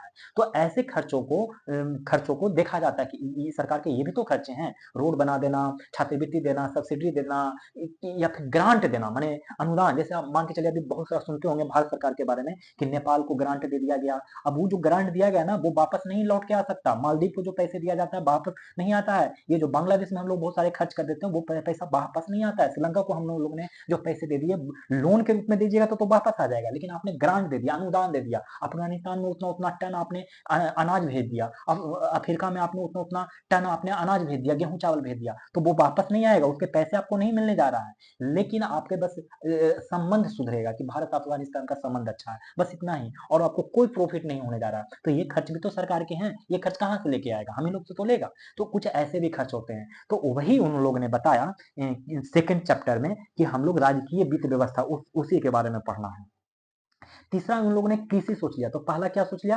पहले ओवरऑल बिहार के अर्थव्यवस्था के बारे में बताएगा। दूसरा, कौन सा खर्चा कहाँ से किया, कहाँ से कमाई हुआ, कहाँ से मतलब प्रॉफिट हुआ, क्या क्या हुआ वो। तीसरा में कृषि जोड़ लेते हैं इन लोग। चौथा में उद्यम क्षेत्र समझ में करते हैं, इंडस्ट्री से रिलेटेड। और पांचवा में इन लोग क्या क्या जोड़ लेते हैं, पांचवा अध्याय में श्रम रोजगार और कौशल, मतलब कि कितने हमने ट्रेनिंग सेंटर बनवाया, कितना हमने रोजगार दिया, इस टाइप का। फिर छठा में भौतिक संरचना, कि हमने कहाँ कहाँ पुलिया बनवा दिया। फिर सातवां में ई गवर्नेंस, ये जोड़ा गया हाल फिलहाल में, ई गवर्नेंस, मतलब कहने का मतलब ई गवर्नेंस के बारे में बताया कि हमारा बिहार जो है ई गवर्नेंस में कितना है। फिर ऊर्जा क्षेत्र में बता दिया, आठवां किस चीज में? ऊर्जा सेक्टर में, कि हमारा ऊर्जा में कितना हम लोग ने अब तक किस चीज से मतलब रेन्यूएबल एनर्जी से हम लोग कितना प्राप्त कर रहे हैं, नॉन रिन्यूएबल से कितना प्राप्त कर रहे हैं, ये सारी चीजें। इसके बाद हम लोग इस सब पढ़ाएंगे, चिंता मत करिए, इसी चैप्टर में होगा। ग्रामीण विकास के बारे में नौवां बता दिए। दसवां बता दिए नगर विकास के बारे में, मैंने एक ग्रामीण विकास, एक नगर विकास। फिर हो गया इसमें क्या क्या योजना चला, किस योजना में क्या क्या खर्च हुआ, ये सब होता है। फिर बैंकिंग के संबंध में कि हमारे राज्य में बैंकिंग का क्या मतलब अथी है, फिर मानव विकास के बारे में बताया कि मानव विकास में हमारे राज्य में जो है लोगों का औसत जीवन प्रत्याशा कितना है, पुरुष का जीवन प्रत्याशा कितना है, वो सब हम बताएंगे, टेंशन मत लीजिए, थोड़ा थोड़ा रुकिए। फिर बाल विकास के बारे में बताया कि कितने लोग हमारे राज्य में बौनापन है, कितने में वेस्टिंग है, कितने में कम उम्र वजन है। फिर 14वां में बताया पर्यावरण से रिलेटेड बता दिया। तो ये सारी चीजें हम लोग देखेंगे, तुरंत देखेंगे, चिंता न करिए। अब पहले यहाँ जाइए, बिहार आर्थिक सर्वेक्षण 2023-24। हाँ, ये 14 तो याद करवा दिया। अब देखियो वही पूछ रहा है ना कि सकल मूल्यवर्धन में बताइए हिस्सा कितना है, तो प्राथमिक क्षेत्र में इतना है क्या? आपको क्या बताया था? प्राथमिक क्षेत्र में इतना बताया था? नहीं ना बताया था, नहीं बताया था। प्राथमिक में कितना बताया था आपने बताइए? प्राथमिक में लगभग में 20 बताया था, और अगर मैं बात करूं कि नहीं कोई पॉइंट में ही पूछ दे तो कितना बताइएगा, तो पॉइंट में हमने बताने कहा था 19.97% बताने कहा था, ठीक है, 19.97। और इसमें वृद्धि कितना बताया था ऊपर में, 6.7%। द्वितीय क्षेत्र की बात करें तो इसमें हमने 20.04% याद करवाया था, और वृद्धि कितना याद करवाया था, 6.8%। और ये दोनों को 6 6 12 और 13 जोड़ने कहा था, कितना की वृद्धि हुआ। और ये वाला हमने 59.98% मैंने याद करवाया था। तो आप लोग को तो याद हो ही गया। ऐसे सवाल पूछे जाते हैं, एग्जाम में भी आएंगे। तो आप लोग को थोड़ा कंसेप्ट भी मैंने बता दिया है, थोड़ा याद भी करवा दिया। बिहार आर्थिक सर्वेक्षण 2023-24 के अनुसार वित्तीय वर्ष 2022-23 के बिहार सरकार द्वारा कुल व्यय कितना हुआ, बस यही बात आ गया। अभी ये वही वाला चैप्टर है जिसमें राजकीय वित्त व्यवस्था है, तो इस चीज को मैं आप लोग को याद करवाने का प्रयास करूंगा, और क्या कर सकता हूँ। इसमें यही बहुत टफ टॉपिक है, लेकिन फिर भी आप लोग को याद तो करना ही पड़ेगा। इसमें है 23,001 माने 200, ऐसे याद कर लीजिए, 231,904 करोड़ रुपया, 231,904 करोड़ रुपया किसके लिए, बिहार सरकार द्वारा कुल व्यय किया गया। ये टोटल कुल व्यय कितना किया गया है 2023-24 में, तो 231,904 करोड़ रुपया, 231,904 करोड़ रुपया इतना खर्च किया गया है। क्या किया गया है, कुल व्यय कितना किया गया है, तो 231,904 करोड़ रुपया कितना खर्च किया गया है, ठीक है। इसमें दो तरीके का व्यय होता है, एक को कहा जाता है राजस्व व्यय। क्या कहा जाता है, राजस्व व्यय। और इस दूसरे को कहा जाता है पूंजी व्यय, पूंजीगत व्यय। पूंजीगत व्यय में समझ लीजिए कुछ पुलिया ये उलिया ये सब बना दिए, स्कूल बना दिए, रोड बना दीजिए, तो उसको पूंजीगत व्यय। राजस्व व्यय का दो लोगों की सैलरी पेंशन ये सब राजस्व व्यय में आता है। तो और सैलरी व्यय वगैरह दीजिएगा तो थोड़ी ना जो आपको पैसा तुरंत अल्टीमेटली मिल जाएगा। पूंजीगत व्यय से है कि आपको आज बनाए हैं, ये लंबे टाइम के लिए आपको फायदा करवाएगा। देखिए पूंजीगत व्यय में कितना खर्च किया है बिहार सरकार ने, तो ये कंफर्म खर्च है, ये अनुमान नहीं है, इतना करोड़ रुपया खर्च किया है, 47,928 करोड़ रुपया खर्च किया है। तो कुल व्यय का ये 20.7% है, ये भी आप लोग को याद करिएगा। मैं आपको थोड़ा सा डेटा लिख देता हूँ, फिर आप लोग को याद करवाऊंगा तो याद हो जाएगा। 183,976 करोड़ रुपया, 183,976 करोड़ रुपया कुल व्यय का 79.3% खर्च किया गया है। देखिए कह रहा है कि बिहार आर्थिक सर्वेक्षण को देखा जाए 2023-24 में अंदर, तो 2022-23 में बिहार सरकार द्वारा कुल कितना व्यय किया गया है, तो कुल जो व्यय किया गया है वो है 231,904 करोड़ रुपया। कितना, 231,904 करोड़ रुपया। याद कर लीजिए कुल व्यय बिहार सरकार ने कितना खर्चा किया, ऐसा मिला के बिहार सरकार ने। तो जैसे आपने दिल्ली में गए घूमने, दिल्ली में आपने कितना खर्च करके आया, तो पूरा आपने 1,000 रुपया खर्च करके लेके आया। चाहे वो आपको एक दवा खरीदना हो निमोडोल, या तो फिर आपको स्वेटर खरीदना हो 8,000 का, तो आपने इतना रुपया खर्च करके ले आया। आप ये मत सोचिए कि अभी तो बोले कि 1,000 रुपया खर्च किए और 8,000 का दाम बता दिए कोट स्वेटर का ही। तो ये आप लोग समझदार हैं, समझ जाएंगे थोड़ा सा।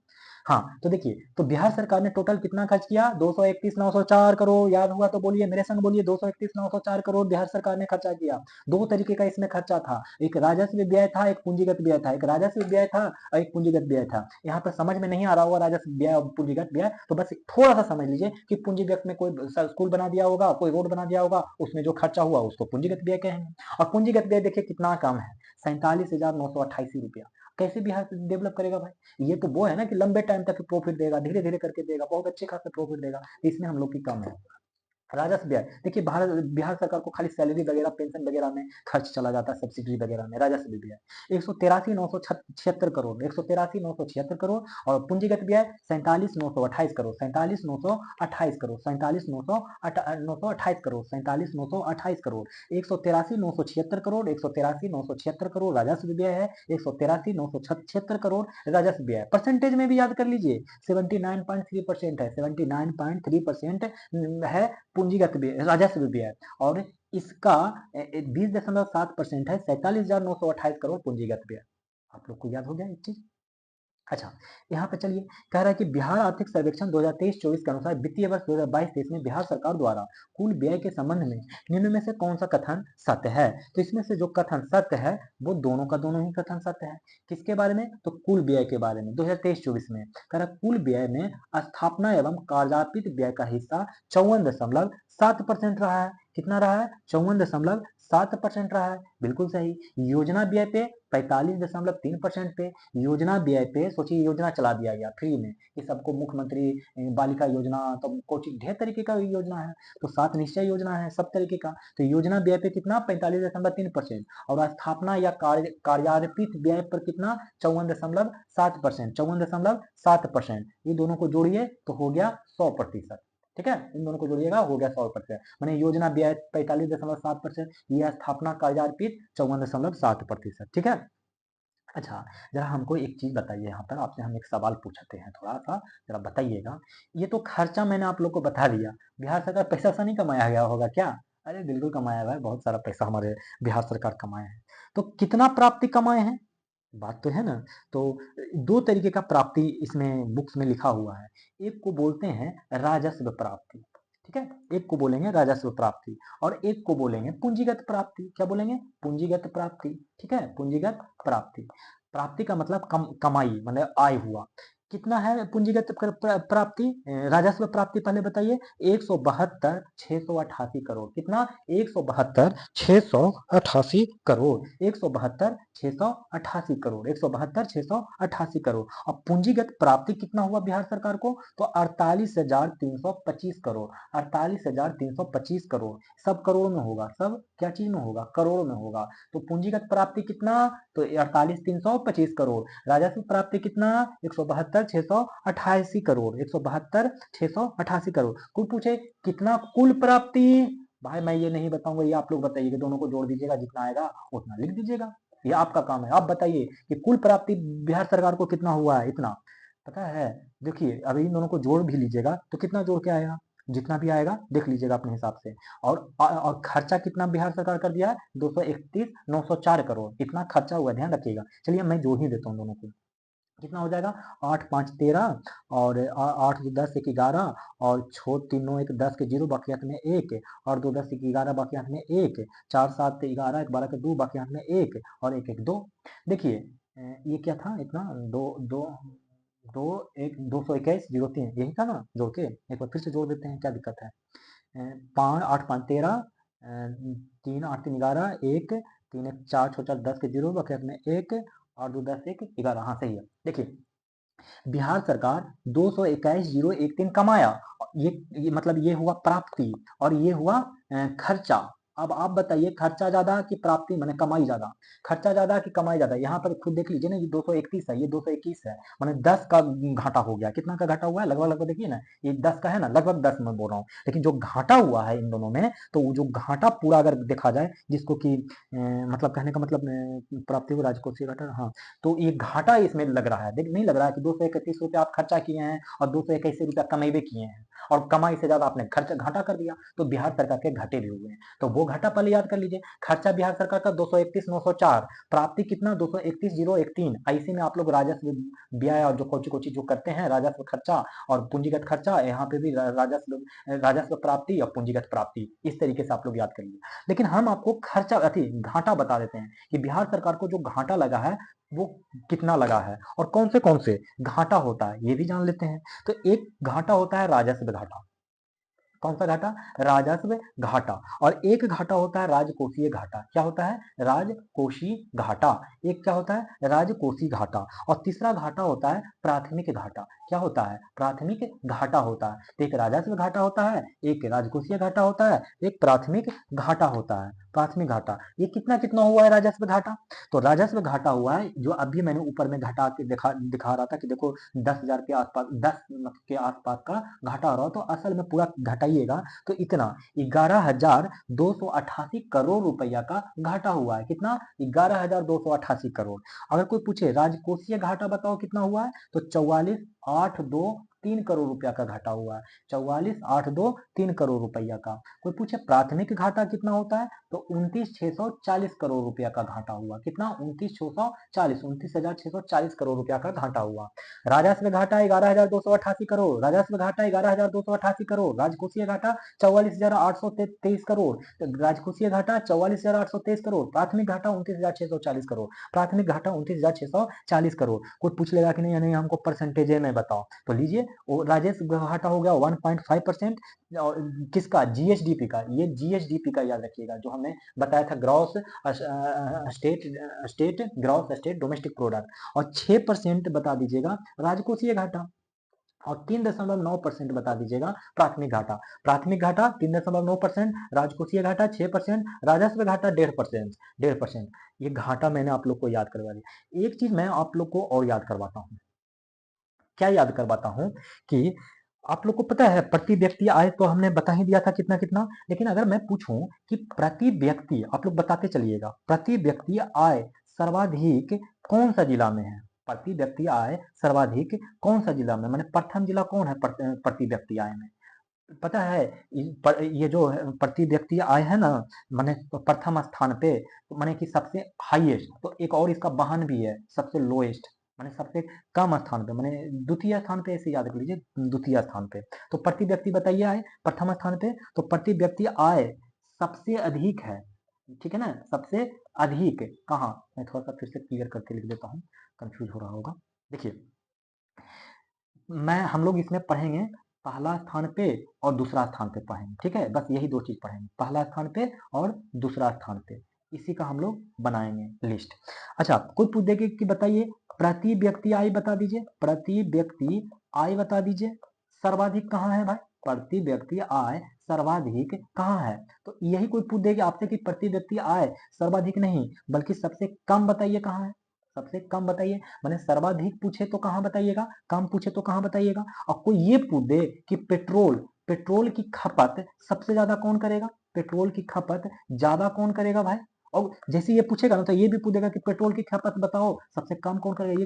ये क्योंकि ज्यादा और कम ये दोनों तो जुड़वा बहन है ना, एक का नाम रखा गया ज्यादा, एक का नाम रखा गया कम। कोई पूछेगा कि प्रति व्यक्ति आय बताओ ज्यादा कहाँ है, और कोई पूछे प्रति व्यक्ति आय कम बताओ कम कहाँ है। कोई पूछे कि पेट्रोल की खपत ज्यादा कहाँ होगा, कोई पूछेगा कि पेट्रोल की खपत कम कहाँ होगा। कोई ये भी पूछ दे ना ना हमको आप डीजल बता दीजिए कि डीजल की खपत कहाँ ज्यादा होगा, डीजल की खपत ज्यादा कहाँ, और कोई पूछेगा इसका बहन को पूछ देगा कि कम कहाँ। लीजिए, गजबे का सवाल है, ठीक है। कोई पूछ दे ना ना ना ये तो हो गया पेट्रोल, ये हो गया डीजल, हमको रसोई घर के बारे में बताइए। हम तो लड़की हैं सर, हमको हमारे बारे में बताया नहीं। मतलब क्या मतलब? पेट्रोल से और डीजल से तो आप लोगों ने गाड़ी उड़ी चला लिए, और हम क्या गाड़ी नहीं चलाएंगे? स्कूटी में तो अब इलेक्ट्रिक स्कूटी आ गया है। अब हमको खाना घर पे बनाते हैं, बताइए रसोई घर, रसोई गैस के बारे में बताइए कि सबसे अधिक खपत कौन करेगा, सबसे अधिक खपत कौन सा जिला करेगा। अब ये जिला में पूछा जा रहा है कि रसोई गैस अधिक खपत कौन करेगा और सबसे कम खपत कौन करेगा, ये पूछ रहा है। सब जिला बताना है। तो देखिए, प्रति व्यक्ति अगर आय पूछे सर्वाधिक, तो आप खुद बताइए बिहार का राजधानी कहाँ है? पटना। तो सबसे ज्यादा प्रति व्यक्ति आय कहाँ होगा? पटना में। आप खुद कॉमन सेंस लगाइए ना, इसमें रटने वाली कोई बात नहीं है। प्रति व्यक्ति आय सबसे ज्यादा कहाँ है? पटना में होगा। क्यों? क्योंकि पटना हमारा राजधानी है, यहाँ बहुत सारी इकोनॉमिक एक्टिविटी होती है। कोई दुकान खोल लेता है, एक दुकान पान वाला भी दुकान खोल लेता है ना, 1 लाख रुपया कमाता है महीने का। कोई होम ट्यूशन भी पढ़ाता है तो 15,000 रुपया तो कमा ही लेता है महीने का। अगर कोई उतना छोड़िए, गर्ल्स तो इस बात की एकदम गवाह है, होंगे नहीं होंगे। आप लोग गुपचुप वाले दुकान पे जाते होंगे भैया के पास, तो आप लोग मिलके ग्रुप मिलके कितने रुपए का गुपचुप खा जाते होंगे? कम से कम 100 रुपए का। अब बताइए, आप जैसी लड़कियों के ग्रुप को 100 लोग 100 रुपया खर्च करते हैं, ऐसे से तो उसके पास कम से कम डेली का कम से कम 10-15 ग्रुप तो जरूर जाता होगा। मतलब डेली का तो 1,500-2,000 तो आप ही लोग खर्च कर दिए देते होंगे। माने उसको प्रॉफिट हो जाता होगा, महीने का जोड़ लीजिएगा तो 70-80 हजार तो उसको हो जाएगा। फिर चाट वाले, मतलब प्रति व्यक्ति आय पटना में सबसे ज्यादा होगा। आपने देखिए हमेशा दो डिस्ट्रिक्ट याद रखिए, पहला पटना और दूसरा बेगूसराय की कहानी यही है।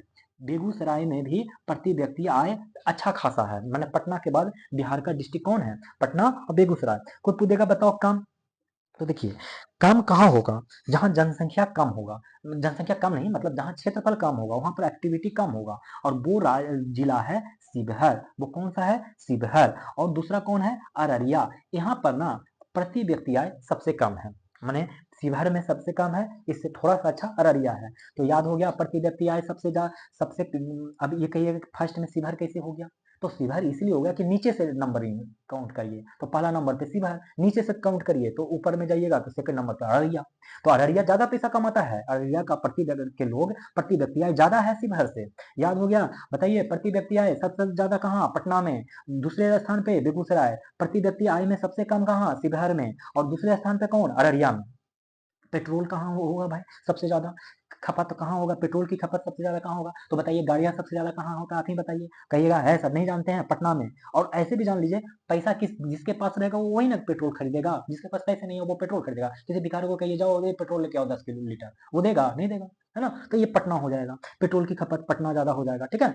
और दूसरे स्थान पे नंबर आता है पेट्रोल खर्च करने में मुजफ्फरपुर। मुजफ्फरपुर के लोग के पास भी बहुत पैसा है, प्रति व्यक्ति नहीं लेकिन उनके पास पैसा ज्यादा है, तो मुजफ्फरपुर में हो गया।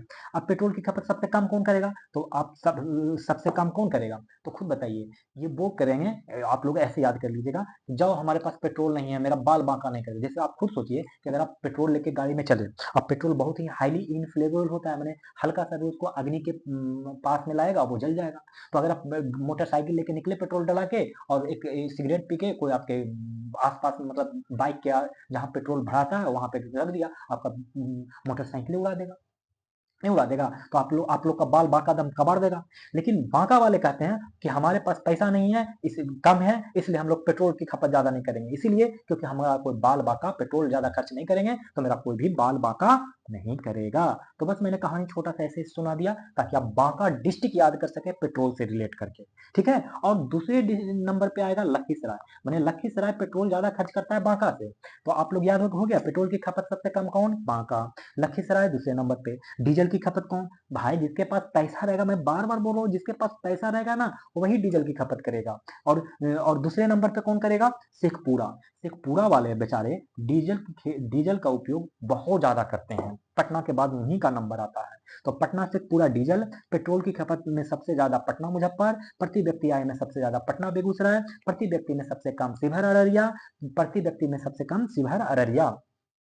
पेट्रोल की खपत में सबसे ज्यादा बांका लखीसराय, पेट्रोल की खपत में सबसे ज्यादा पटना मुजफ्फरपुर, पेट्रोल की खपत में सबसे ज्यादा पटना मुजफ्फरपुर, पेट्रोल की खपत में सबसे कम कोई बाल बांका नहीं कर सकता है बांका को, क्योंकि पेट्रोल नहीं रखेंगे लखीसराय। और डीजल की खपत में पटना ज्यादा और शेखपुरा ज्यादा। काम खपत में, अरे काम खपत में जिसके पास पैसे नहीं रहेगा वो बेचारा क्या करेगा, डीजल खरीदेगा, नहीं खरीदेगा। तो शिवहर बेचारा डीजल नहीं खरीदेगा। और सिवान, शिवहर के साथ साथ से सिवान, शिवहर और सी से शिवहर और सी से सिवान, याद रख लीजिए कि देखिए डी से डीजल, डी से सी, सॉरी कितना अच्छा है, देखिए डीजल आ गया, डी से डीजल, सी से शिवहर, सी से सिवान, हो गया कहानी खत्म। अब रसोई गैस, मैं बार बार बोल रहा हूँ, जिसके पास पैसा होगा ना वही ये सारी चीजें महंगी महंगी बिलासता वाला चीजें खरीदेगा। रसोई गैस भी पटना के वाला खरीदेगा, पेट्रोल डीजल सब पटना खरीदेगा, लेकिन यहाँ पर इसके साथ आ जाएगा बेगूसराय। क्या आ जाएगा, बेगूसराय। मतलब प्रति व्यक्ति आय सबसे ज्यादा कहाँ पे था, पटना, पटना और बेगूसराय। तो रसोई गैस भी सबसे ज्यादा कौन खरीदेगा, पटना बेगूसराय, क्योंकि जिसके पास पैसा हो जाएगा चूल्हा पे खाना बनाएगा। आप बनाए नहीं, आप गर्ल्स हैं, आपको पापा भेजा पटना पढ़ने के लिए, आपका बनाए नहीं चूल्हे पे खाना, पटना में आके पटना चूल्हे पे बनाएंगे। और सबसे कम रसोई गैस कहाँ, तो अररिया में। इसके बाद दूसरे नंबर पे कौन, तो वही बाल बांका नहीं किया जा सकता है, ये गैसे बेचारा नहीं रखता है, इसका कोई भी बाल बांका नहीं करिएगा, कोई भी करके दिखा दीजिए तब हम जान जाए। तो इतनी है बात है। मैंने यहाँ पे बहुत अच्छे से बहुत अच्छा चीज को याद करवाया हूँ इतना। अब देख लेते हैं यहाँ पे कह रहा है कि यहाँ बताइए कि बिहार आर्थिक सर्वेक्षण 2023-24 के अनुसार वित्तीय वर्ष 2022-23 में राज्य सरकार द्वारा कुल व्यय पिछले वर्ष की तुलना में कितना प्रतिशत अधिक था, तो वो कितना था, 20.1%। ये कितना याद रखिएगा, वित्तीय वर्ष 2022-23 में राज्य सरकार द्वारा कुल व्यय पिछले वर्ष की तुलना में कितना प्रतिशत की वृद्धि हुआ, 20.1% की वृद्धि हुआ। बिहार आर्थिक सर्वेक्षण के अनुसार वित्तीय वर्ष 2022-23 में राजस्व व्यय कितना था, मैंने ऊपर में बताया था कि राजस्व व्यय कितना होगा, तो 183,976 मैंने बताया था, 183,976 बता दिया था। जो मैंने बताया था ना कि कुल बिहार ने खर्चा किया 231,906 मैंने सॉरी 904 बताया था, 231,904, जिसमें से राजस्व व्यय कितना बताया था, इतना बताया था। और पूंजीगत व्यय कितना बताया था, तो 47,928 बताया था, 47,928 बताया था। फिर से देखिए वही पूछ रहा है कि पूंजीगत बताइए, व्यय बताइए, तो 47,928 करोड़ रुपया। देखिए कितना अच्छा से बनता है क्वेश्चन। फिर पूछ रहा है कि कौन सा कथन सत्य है ये बताइए, तो राज्य सरकार का राजस्व व्यय में पिछले वर्ष की 15.5% की वृद्धि तथा पूंजीगत व्यय में 41.4% की वृद्धि हुई, तो क्या यह बात सही है, अरे बिल्कुल धराधर सही है। कह रहा है राज्य सरकार का जो राजस्व व्यय है ना, तो जो व्यय किया तो पिछले साल की तुलना में 15.5% का व्यय ज्यादा कर दिया। और पूंजीगत व्यय करें, राजस्व व्यय तो हो गया, पूंजीगत में 41.4% की वृद्धि ज्यादा किया। कितना? 41.4% की वृद्धि ज्यादा किया। और राज्य सरकार का कुल व्यय, राज्य सरकार का कुल व्यय में राजस्व व्यय 79.3 और पूंजीगत व्यय 20.7%। ये तो हमने याद करवाया ही था कि राजस्व व्यय 79.3% और पूंजीगत व्यय 20.7%। ये तो मैंने पूरी तरीके से याद करवा रखा था। बिहार आर्थिक सर्वेक्षण 2023-24 के अनुसार वित्तीय वर्ष 2022-23 में राज्य को के अपने राजस्व स्रोतों से प्राप्ति हुआ है। कितना प्राप्ति हुआ है? तब वो हुआ है 48,153 करोड़, 48,153 करोड़ रुपया। बिहार आर्थिक सर्वेक्षण 2023-24 के अनुसार वित्तीय वर्ष 2022-23 में राज्य के अपने राजस्व स्रोतों से प्राप्ति हुआ है 48,153 करोड़ रुपया। बिहार आर्थिक सर्वेक्षण 2023-24 के अनुसार निम्नलिखित में से कौन सा कथन सत्य है? तो इसमें से कौन सा कथन बताना है सत्य है? तो इसमें से दोनों ही कथन क्या होने वाला है? सत्य है। कितना कथन? दोनों ही कथन क्या है? सत्य होने वाला है। देखिए, पहला कह रहा है राज्य के अपने राजस्व का हिस्सा में कर राजस्व इतना करोड़ रुपया और करेतर राजस्व का हिस्सा 4135 करोड़ रुपया था। तो राजस्व का हिस्सा, राज्य के अपने राजस्व का हिस्सा दो तरीके का, एक कर राजस्व, एक का नाम है कर राजस्व और एक का नाम है करित्तर राजस्व। करित्तर राजस्व, ठीक है। करित्तर राजस्व याद कर लीजिए 4135 करोड़ रुपया, करो 4135 करोड़ और 44,018 करोड़ रुपया, 44,018 करोड़ रुपया कर राजस्व याद कर लीजिए। राज्य सरकार द्वारा संग्रहित कुल कर राजस्व, संग्रहित कुल कर राजस्व 232,43 करोड़ रुपया का संग्रहण राज्य वस्तु सेवा कर दिया। यानी जीएसटी से बिहार को कितना मिला? 232,43, 232,43। बिहार आर्थिक सर्वेक्षण इतना के अनुसार 1819 से 22 से 23 तक राज्य के कृषि एवं सहवर्ती क्षेत्रों में सकल राज्य मूल्यवर्धन में योगदान लगभग कितना प्रतिशत रहा है? तब वो रहा है 20%। तो कृषि एवं सहवर्ती क्षेत्रों से योगदान लगभग पूछ रहा है। मैंने वही बताया था कि प्राइमरी सेक्टर में 20%, सेकेंडरी में 20%, टर्शियरी में 60%। तो यही लगभग पूछ रहा है, तो 20% हो गया, क्योंकि कृषि सब किस चीज में आता है? फर्स्ट प्राइमरी सेक्टर में आता है ना।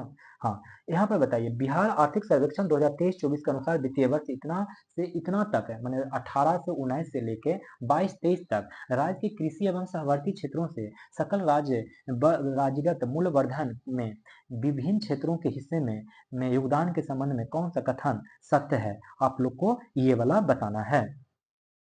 हालांकि यहाँ पे सब के सब सही हो जाएंगे, इसमें तो कोई दोहराई है नहीं। तो याद कर लेते हैं और क्या, सारे के सारे।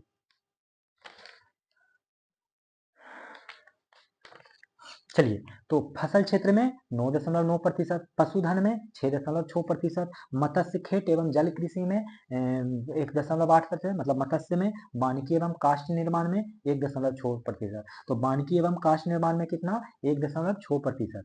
मत्स्य खेत एवं जल कृषि में 1.8%, पशुधन में 6.6%, फसल क्षेत्र में 9.9%।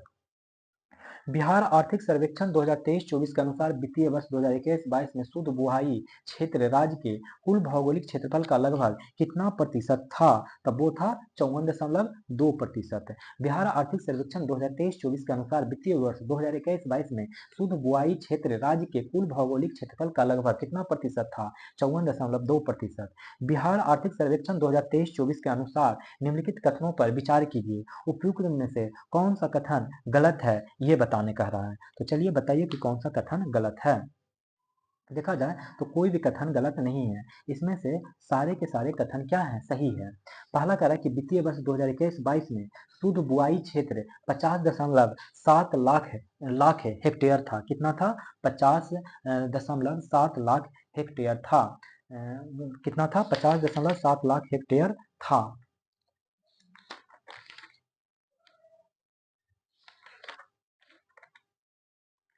हाँ, और वित्तीय वर्ष इतना में ईख का उत्पादन इतना लाख टन था।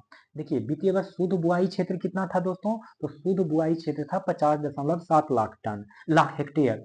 शुद्ध बुआई 50.7 7 लाख हेक्टेयर। और अगर बात किया जाए ईख के उत्पादन के लिए तो एक 214.7 लाख टन ईख का उत्पादन कितना हुआ, माने वो डेटा कि हम लोग ने बोले सम्राट चौधरी कि हम लोग 2022-23 में ना हम लोग ईख ईख का उत्पादन 214.7 लाख टन किए थे। कितना? 214.7 लाख टन। और अंडा का उत्पादन कितना किया था? तो 327.43 करोड़ टन। कितना? 327.43 करोड़ टन। और मछली का उत्पादन 8.4 लाख टन। कोई पूछ दे कि नहीं हमको चावल का उत्पादन बता दीजिए, कोई पूछ दे कि नहीं हमको गेहूं का ही उत्पादन बता दीजिए, इसको थोड़ा सा सही से लिख देता हूँ, गेहूं का उत्पादन पूछ दे तो क्या बताइएगा? ये सब डेटा याद करना पड़ेगा, यही तो है आर्थिक सर्वेक्षण, वरना कैसे काम चलेगा? मक्का का पूछ दे, कोई पूछ दे नहीं मोटे अनाज बताओ जी, मोटे अनाज का बताओ जी, तो मोटे अनाज का कितना हो जाएगा? कोई पूछ दे नहीं कि नहीं दलहन, तो मैंने याद करवाया नहीं, कोई पूछ दे कि नहीं हमको दलहन भी बता दो जी कि दलहन में कितना उत्पादन हुआ था बिहार सरकार, बिहार के पास। तिलहन बता दीजिए तो तिलहन में कितना हुआ था, तिलहन कितना हुआ था। मछली तो आप लोग को याद करवा दिया है, 8.4 लाख टन मछली, 8.4 लाख टन। और अंडा का अंडा उत्पादन कितना, तो अंडा उत्पादन हो जाएगा 327.43 करोड़ टन, 327.4 करोड़ टन।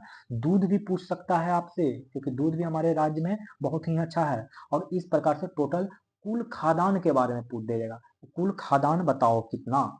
तो हम बताते हैं कुल खादान। कुल खादान जो हमारे राज्य में हुआ है 2022-23 में, वो 197.4 लाख टन। कितना? 197.4 लाख टन। तो कुल खादान पूछे बिहार में तो कितना बताइएगा? 197.4 लाख टन। कुल खादान बिहार में 197.4 लाख टन।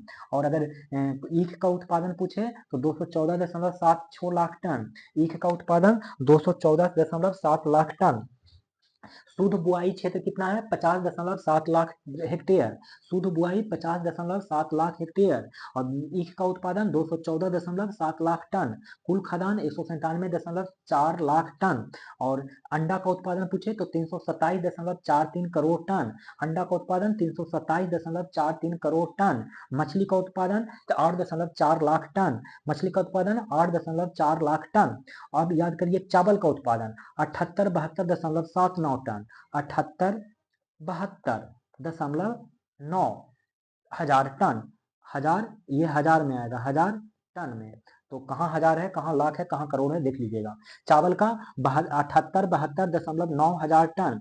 चावल का 78-72.9 हजार टन। गेहूं का कितना? तो गेहूं का होगा 66,000 खाली आप याद रख लीजिए, 66,000 टन। 66,000 टन गेहूं का कितना? 66,000 टन। और अगर मक्का पूछे तो 48-29.4, 48-29.4 हजार टन। कितना? हजार टन। तो 48-29 हजार टन। और मोटा अनाज में कोई पूछे तो बताइएगा, मोटा अनाज में 48-49, देखिए यहाँ पे 48-29 है, यहाँ पे 48-49 है।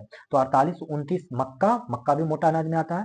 पूरा मोटा अनाज की बात करें तो 48-49, 48-49 मक्का, 48-29.4 गेहूं, 66,000 टन, 66,000 टन, 66,000 टन, 66,000 टन। और मोटा अनाज 48-49 टन। मक्का 48-29.4 हजार टन। चावल 78-72.9 हजार टन। दूध कितना?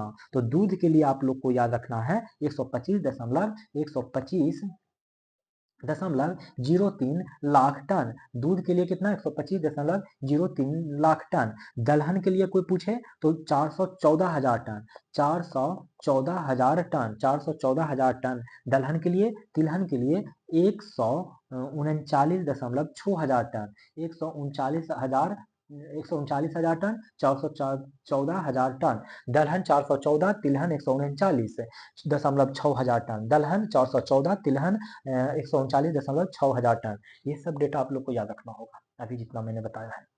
बिहार आर्थिक सर्वेक्षण 2023-24 के अनुसार निम्नलिखित में से कौन सा कथन सत्य है? तो बताइए कि इसमें से कौन सा कथन आप लोग को सत्य दिख रहा है?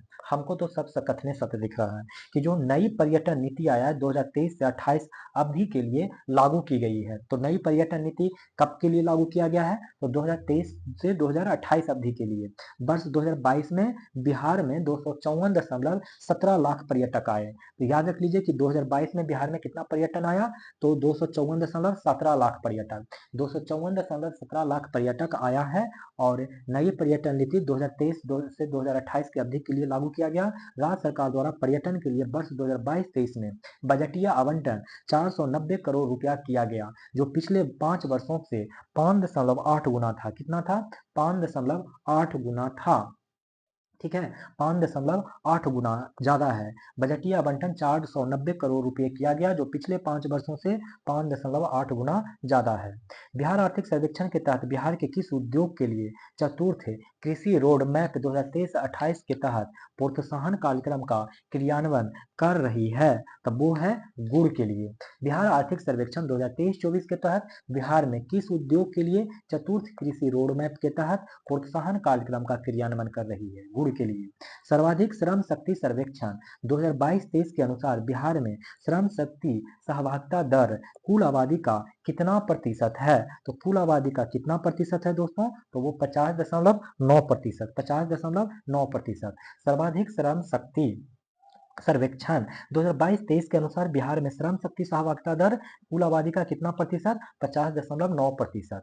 बिहार आर्थिक सर्वेक्षण 2023-24 के अनुसार वित्तीय वर्ष 2022-23 में राज्य में श्रमिक जनसंख्या अनुपात कितना प्रतिशत था? तो वो कितना प्रतिशत था दोस्तों? तो 48.7% था। कितना प्रतिशत था? तो 48.7% था।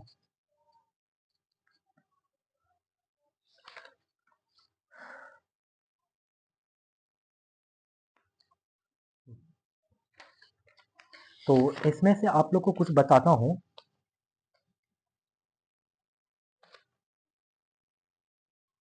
कि बिहार आर्थिक सर्वेक्षण 2023-24 के अनुसार वर्ष 2022 में पथ घनत्व में बिहार का देश के बड़े राज्यों में कौन सा स्थान है? तो वो स्थान है तीसरा। कितना स्थान है? वो है तीसरा स्थान है। ठीक है।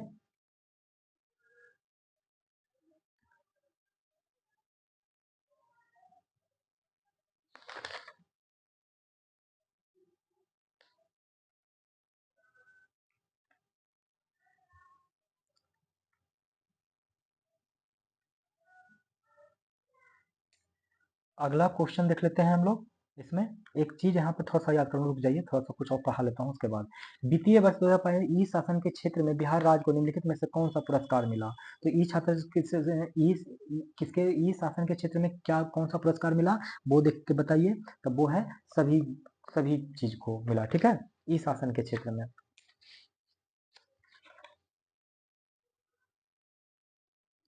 तो वो कौन सा है? तो प्रधानमंत्री राष्ट्रीय लोक प्रशासन उत्कृष्टता पुरस्कार था।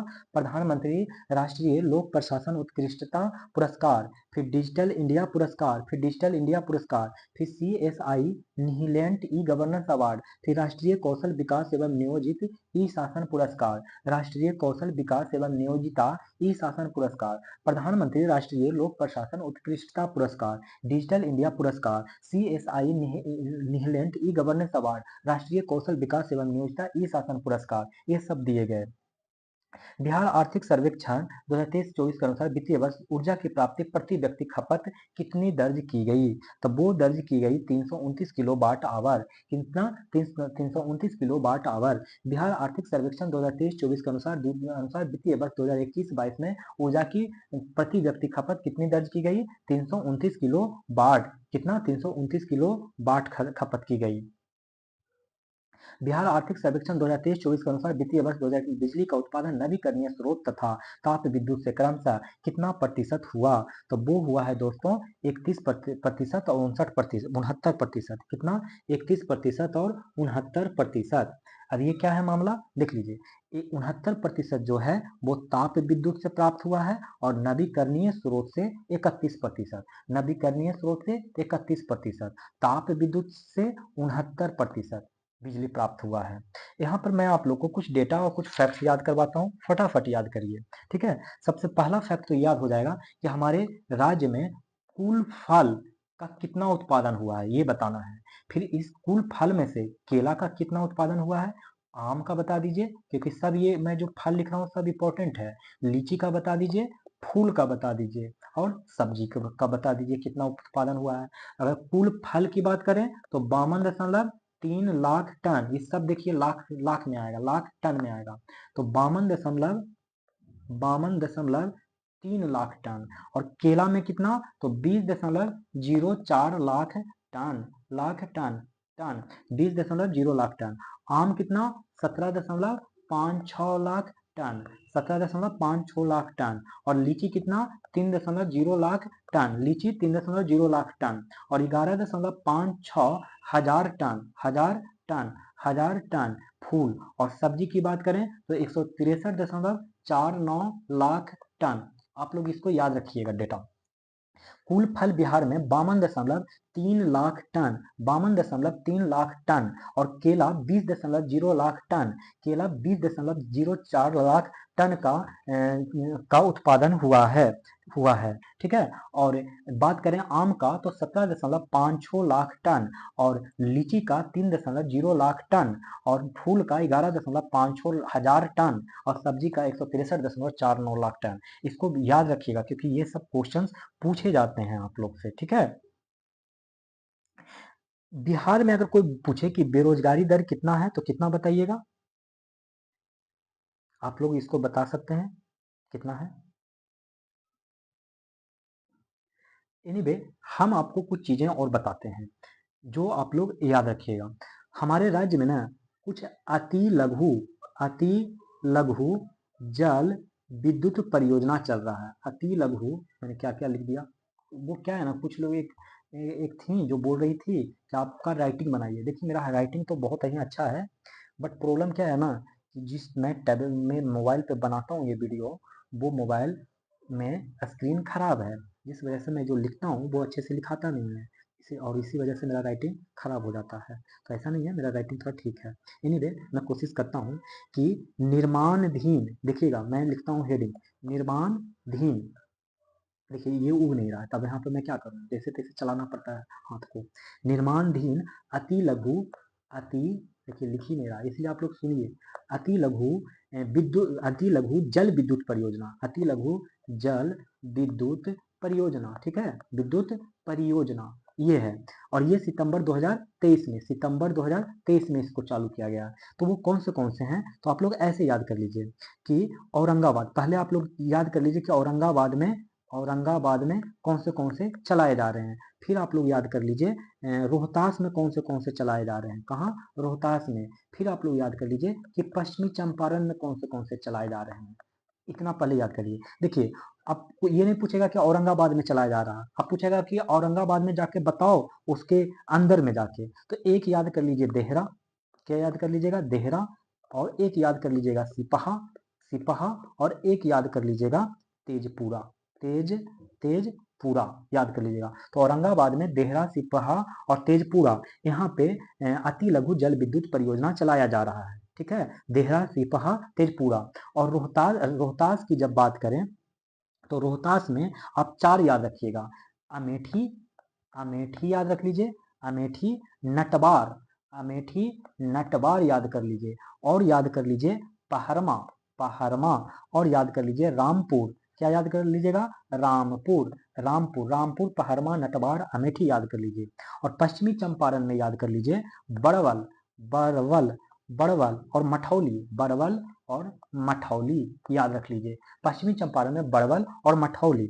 और एक दो और याद कर लीजिए, सुपौल में भी लगे हाथ याद ही कर लीजिए। सुपौल में राजापुर, क्या, राजापुर। और सुपौल हो गया। अब एक अरवल में याद रख लीजिए बलिदाद, अरवल में कौन सा जगह है, तो अरवल में जाइएगा बलिदाद की जगह पे, वहां पे अति लघु जल विद्युत परियोजना चलाए जा रहे हैं। तो आप लोग इतना याद कर लीजिएगा, मैं फिर से रिवीजन करवा दूं क्या। तो चलिए हम लोग रिवीजन करवा ही देते हैं फट से। कह रहा है कि निर्माणाधीन अति लघु जल विद्युत परियोजना कहाँ कहाँ चलाया जा रहा है, तो औरंगाबाद में, जो कि देहरा सिपाहा तेजपुरा, देहरा सिपाहा तेजपुरा कहाँ, औरंगाबाद में, सुपौल में राजापुर, सुपौल में राजापुर, और अरवल में बलिदाद, अरवल बलिदाद सुपौल राजापुर, ये दो को निपटा लीजिए, अरवल में बलिदाद और सुपौल में राजापुर, यहाँ अति लघु जल विद्युत परियोजना चल रहा है। पश्चिमी चंपारण में बड़बल और मठौली, पश्चिमी चंपारण में बड़बल और मठौली, रोहतास में अमेठी नटवार पहाड़मा और रामपुर, ये वाला रामपुर है दोस्तों, रामपुर, तो रामपुर पहाड़मा नटवार अमेठी, औरंगाबाद में देहरा सिपाहा तेजपुरा, याद कर लीजिए। एक और मैं डेटा याद करवाना चाहूंगा, राष्ट्रीय परिवार स्वास्थ्य सर्वेक्षण यानी कि NFH5 याद करवाना चाहता हूँ, NFH5, इसमें क्या है कि बौनापन उम्र के हिसाब से ऊंचाई, माने बौनापन हमारे राज्य में कितना हुआ है और कहाँ सबसे ज्यादा बौनापन पाया जाता है।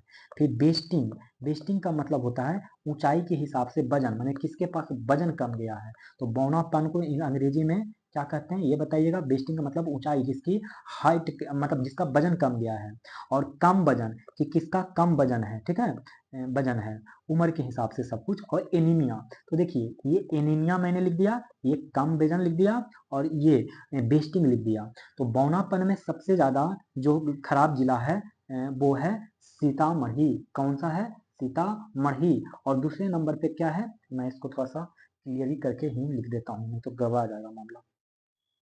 देखिए एक होता है बौनापन, बौनापन, एक होता है बेस्टिंग, एक होता है बेस्टिंग, और एक होता है कम वजन, एक होता है कम वजन, और एक होता है एनीमिया, एनीमिया, एनीमिया। अब देखिए बौनापन में सबसे खराब जिला अगर पूछे, ये ऊपर में है खराब जिला, ठीक है, खराब जिला पूछे तो हो जाएगा सीतामढ़ी, कौन हो जाएगा, सीतामढ़ी हो जाएगा, सीतामढ़ी हो जाएगा। दूसरे नंबर पे शेखपुरा हो जाएगा, कौन हो जाएगा, शेखपुरा हो जाएगा। और बौनापन में सबसे अच्छा जिला कौन होगा, ये अच्छा मैं लिख देता हूँ, और ये बुरा वाला लिख देता हूँ, मैंने सबसे खराब है, ठीक है। तो अच्छा वाला कौन हो जाएगा बौनापन में, तो गोपालगंज हो जाएगा और शिवहर हो जाएगा, गोपालगंज हो जाएगा और शिवहर हो जाएगा, ठीक है, शिवहर हो जाएगा और गोपालगंज होगा। बेस्टिंग की बात करूं तो ऊपर में जो भी होगा अच्छा वाला लिखूंगा, तो ये हो अच्छा, अच्छा सॉरी, ऊपर वाला में जो भी लिखूंगा तो बुरा वाला लिखूंगा,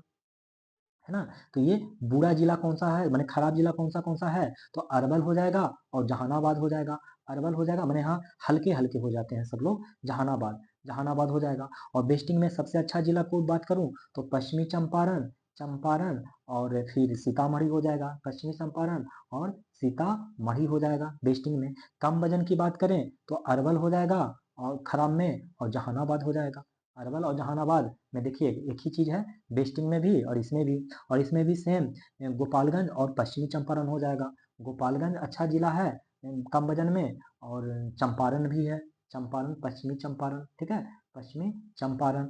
एनीमिया की बात करें तो खराब जिला है जमुई और नालंदा, एनीमिया नालंदा में और जमुई में खराब होता है, ठीक है। और अगर अच्छा जिला की बात करें तो गोपालगंज और पश्चिमी चंपा पूर्वी चंपारण गोपालगंज, और पूर्वी चंपारण एनीमिया में सबसे अच्छा होता है। तो आप लोग इतना बात क्या रखे करेंगे, याद करके रखेंगे। बाकी हम लोग अब आगे के प्रश्न देख लेते हैं। कह रहा है प्रश्न में कि बिहार सरकार द्वारा वित्तीय वर्ष 2025-26 तक नवीकरणीय स्रोतों को कितना प्रतिशत बिजली पाने का लक्ष्य रखा है, तब वो लक्ष्य रखा है 35%, कितना, 35%। बिहार सरकार द्वारा वित्तीय वर्ष 2025-26 तक नवीकरणीय स्रोतों से कितना प्रतिशत बिजली पाने का लक्ष्य रखा है, 35%। फिर कह रहा है कि 2016 से 20 में बिहार के लिए जन्मकालीन जीवन संभाव्यता कितना वर्ष हो गया है, तब वो हो गया है दोस्तों 69 वर्ष, कितना, 69.5 वर्ष हो गया है, 69.5 वर्ष हो गया है। राज्य सरकार के कुल व्यय में सामाजिक सेवाओं पर व्यय वित्तीय वर्ष 2022-23 में कितना प्रतिशत हो गया है, तब वो हो गया 41.3% हो गया, कितना हो गया है, 41.3% हो गया है, ठीक है। अगला प्रश्न, कह रहा है कि बिहार आर्थिक सर्वेक्षण 2023-24 के अनुसार वित्तीय वर्ष 2005 से 6, 2022 से 23, 2022 से 23 के बीच राज्य सरकार द्वारा विभिन्न क्षेत्रों में व्यय के संबंध में निम्न में से कौन सा कथन सत्य है? तो इसमें से जो कथन सत्य है वो सभी के सभी सही है। कब? 2005 से 6 से लेकर 2022 से 23 के बीच में राज्य सरकार द्वारा विभिन्न क्षेत्रों में व्यय के संबंध में निम्न में से कौन सा कथन सत्य है? तो सामाजिक सेवाओं पर 13.3 गुना की वृद्धि, सामाजिक सेवाओं पर 13.3 गुना की वृद्धि, स्वास्थ्य पर 11 गुना से अधिक की वृद्धि, स्वास्थ्य पर 11 गुना से अधिक की वृद्धि, शिक्षा पर 10 गुना की वृद्धि, शिक्षा पर 10 गुना की वृद्धि। अब बिहार आर्थिक सर्वेक्षण के बारे में ही बताना है कि 2021 में बिहार की कुल आबादी में बच्चा 0 से 18 वर्ष की आबादी का हिस्सा कितना प्रतिशत था? तब वो 42% था। बिहार आर्थिक सर्वेक्षण 2023-24 के अनुसार वर्ष 2021 में बिहार की कुल आबादी में बच्चों की आबादी का हिस्सा कितना प्रतिशत था? 42%। तो 2021 में देश में बच्चों की कुल आबादी में बिहार के बच्चों का हिस्सा कितना प्रतिशत था? 16%। बिहार आर्थिक सर्वेक्षण 2023-24 के अनुसार 2021 में देश में बच्चों की कुल आबादी का बिहार के बच्चों का कितना प्रतिशत था? 16%। अब यहाँ पर आप लोग को बताना है, मिलान करने का रहा, तो मिलान करिए और पाइएगा कि इसमें से ऑलरेडी जो मिलान किया हुआ है, कुल राजस्व प्राप्ति जो हुआ था 172,688 करोड़ रुपया, 172 और 688 करोड़ रुपया की प्राप्ति हुआ था राजस्व की, जिसमें पूंजीगत प्राप्ति था 44,325, पूंजीगत प्राप्ति 44,325, सकल राजकोषीय घाटा 44,823, सकल राजकोषीय घाटा 44,823, प्राथमिक घाटा 29,640, प्राथमिक घाटा 29,640। 43 नंबर कह रहा है कि बिहार इतना में प्रति व्यक्ति सकल घरेलू राज्य उत्पादन में सबसे समृद्ध जिला, हमने बताया था कि सबसे समृद्ध जिला पटना वाला होगा, तो 3 को मिल गया आपको पटना। फिर उसके बाद बेगूसराय बताया था, तो बेगूसराय अब कोई नहीं है, तो पहला का 43 का ये हो जाएगा। ये तो मैंने ऑलरेडी याद करवा रखा हूँ। बिहार आर्थिक सर्वेक्षण 2023-24, बिहार आर्थिक सर्वेक्षण 2023-24 के अनुसार प्रति व्यक्ति सकल घरेलू उत्पाद में सबसे गरीब जिले के संबंध में कौन सा सही है? तो सबसे गरीब जिला कौन है? तो शिवहर, अररिया, सीतामढ़ी। गरीब जिला शिवहर, अररिया, सीतामढ़ी। फिर बताना है आप लोग को कि 2022-23 में प्रति हजार व्यक्ति पेट्रोल खपत, हमने बताया था पेट्रोल खपत कहाँ जिसके पास ज्यादा होगा, तो पटना, पटना देखिए चारों में है पटना, और पटना के बाद हमने कौन सा बताया था पेट्रोल खपत करने में? तो वो बताया था बांका। मैंने सर्वाधिक कहाँ बताया था? पटना के लिए बांका, और पटना सर्वाधिक, और न्यूनतम कहाँ बताया था? बांका। बिहार आर्थिक सर्वेक्षण 2023-24 के अनुसार 2022-23 में सरकारी व्यय में विभिन्न क्षेत्रों में हिस्सा रहा, तो सामाजिक सेवा में कितना खर्चा रहा?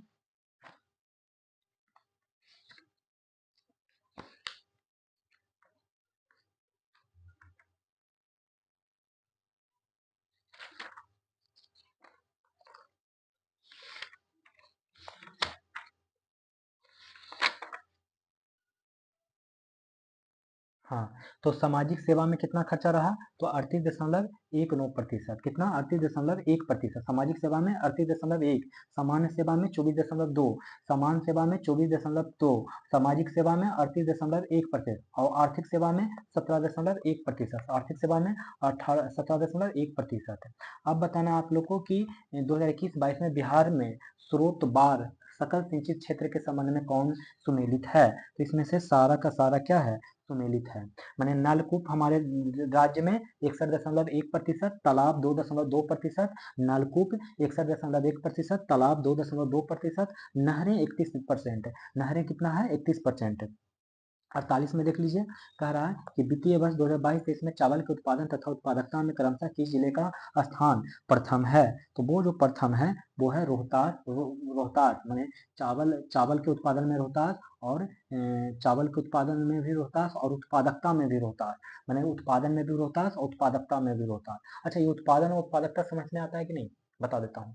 जैसे देखिए, आपके पास 1 बीघा जमीन है, कितना है? 1 बीघा जमीन है, और हमारे पास भी 1 बीघा जमीन है, ठीक है? 1 बीघा जमीन है। अब क्या है पहला कंडीशन? मैंने एक कंडीशन देखिए कि आपके 1 बीघा जमीन पे 15 केजी चावल उगता है, और हमारे में 20 केजी जमीन पे 1 किलो 1 बीघा में 20 केजी चावल उगता है। तो इस हिसाब से क्या हुआ? उत्पादकता हमारे वाले जमीन को ज्यादा है, माने 1 बीघा में 20 केजी, आपने 1 बीघा में 15 केजी उपजाया। अब बताइए सबसे ज्यादा उपज कहाँ पे हुआ, ये तो ये कहला गया उत्पादकता। अब मान के चलिए ऐसा है, हमारे पास 5 बीघा जमीन है और हमारी उपज 200 केजी है, आपके पास केवल 1 ही बीघा है ना, और सॉरी, आपके पास हाँ 1 ही बीघा है और 50 केजी है, तो उत्पादन सबसे ज्यादा कहाँ हुआ, यहाँ पे, है ना, तो ये हो गया उत्पादन। अगला प्रश्न है, बिहार आर्थिक सर्वेक्षण के अनुसार वित्तीय वर्ष 2022-23 में विभिन्न फसलों के उत्पादन से संबंधित शीर्ष जिला के संबंध में कौन सा सही है, तो सभी सही है, गेहूं रोहतास दलहन पटना मक्का अररिया, गेहूं रोहतास दलहन पटना मक्का अररिया, याद रख लीजिए, मक्का के लिए अररिया, दलहन के लिए पटना, गेहूं के लिए रोहतास, गेहूं के लिए कौन, रोहतास। अगला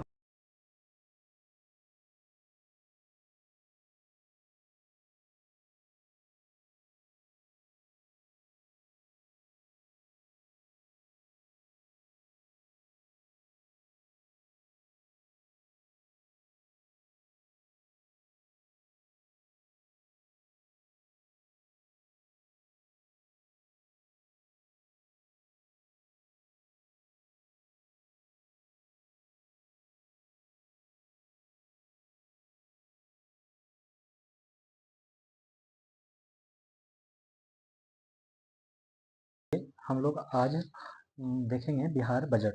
बिहार बजट में हम लोग समझेंगे कि क्या क्या है। आप लोग को बता दूं, ये बजट, ये जो हम लोग प्रखर एमसीक्यू के बैच का है, जो बिहार बजट है वही करने वाले हैं। इसमें सबसे पहले मैं आप लोग को ये बता देता हूँ कि ये हम लोग का अनुमान पे आधारित होगा। तो चलिए हम लोग शुरुआत करते हैं। मैंने इसी वीडियो में आप लोग को शुरू में बता दिया था कि कैसे कैसे बजट किस लिए होता है बिहार के, और सर्वे क्या होता है। तो पहला क्वेश्चन कह रहा है कि बिहार बजट 2024-25 में से किनके द्वारा बिहार विधानसभा में प्रस्तुत किया गया। तो आप लोग को पता होगा किनके द्वारा ये प्रस्तुत किया गया, तो ये सम्राट चौधरी के द्वारा। आप लोग को पता होगा कि सम्राट चौधरी ने कब किया था, तो 13 फरवरी 2024 को सम्राट चौधरी ने बिहार विधानसभा को कब प्रस्तुत किया, विधानसभा में 13 फरवरी 2024 को प्रस्तुत किया। तो 2 पॉइंट यहाँ से याद हो गया कि बिहार विधानसभा में प्रस्तुत किसने किया, सम्राट चौधरी ने किया। कब किया, तो 13 फरवरी 2024। और बिहार बजट 2024-25 मैंने 2024-25 में क्या क्या खर्चा करने वाला है, ये बात बता दिए सम्राट चौधरी ने। कब बता दिए, 13 फरवरी 2024 को इन्होंने बता दिया कि हम 2024-25 में, आप कहिएगा कि देखिए 2024 में 13 फरवरी को देखिए कहा गया है 2024-25, तो नहीं, बीत ईयर जो चलता है वो 1 अप्रैल से लेकर 31 मार्च तक चलता है ना, 31 मार्च तक चलता है। तो इन्होंने कब बताया, 13 फरवरी को, ये इन्होंने ये बोला कि 13 फरवरी को कि हम 1 अप्रैल से लेकर 31 मार्च 2025 तक, मैंने 1 अप्रैल 2024 से लेके 31 मार्च 2025 तक इन्होंने बताया कि हम इतना इतना खर्च करेंगे, इतना इतना कमाएंगे, ऐसे ऐसे काम करेंगे इस साल। इन्होंने ये बताया, घोषणा किया, मैंने अनुमान लगाया। अब देखिए क्या सही होगा क्या गलत होगा, ये तो 2 साल के बाद पता चल ही जाएगा।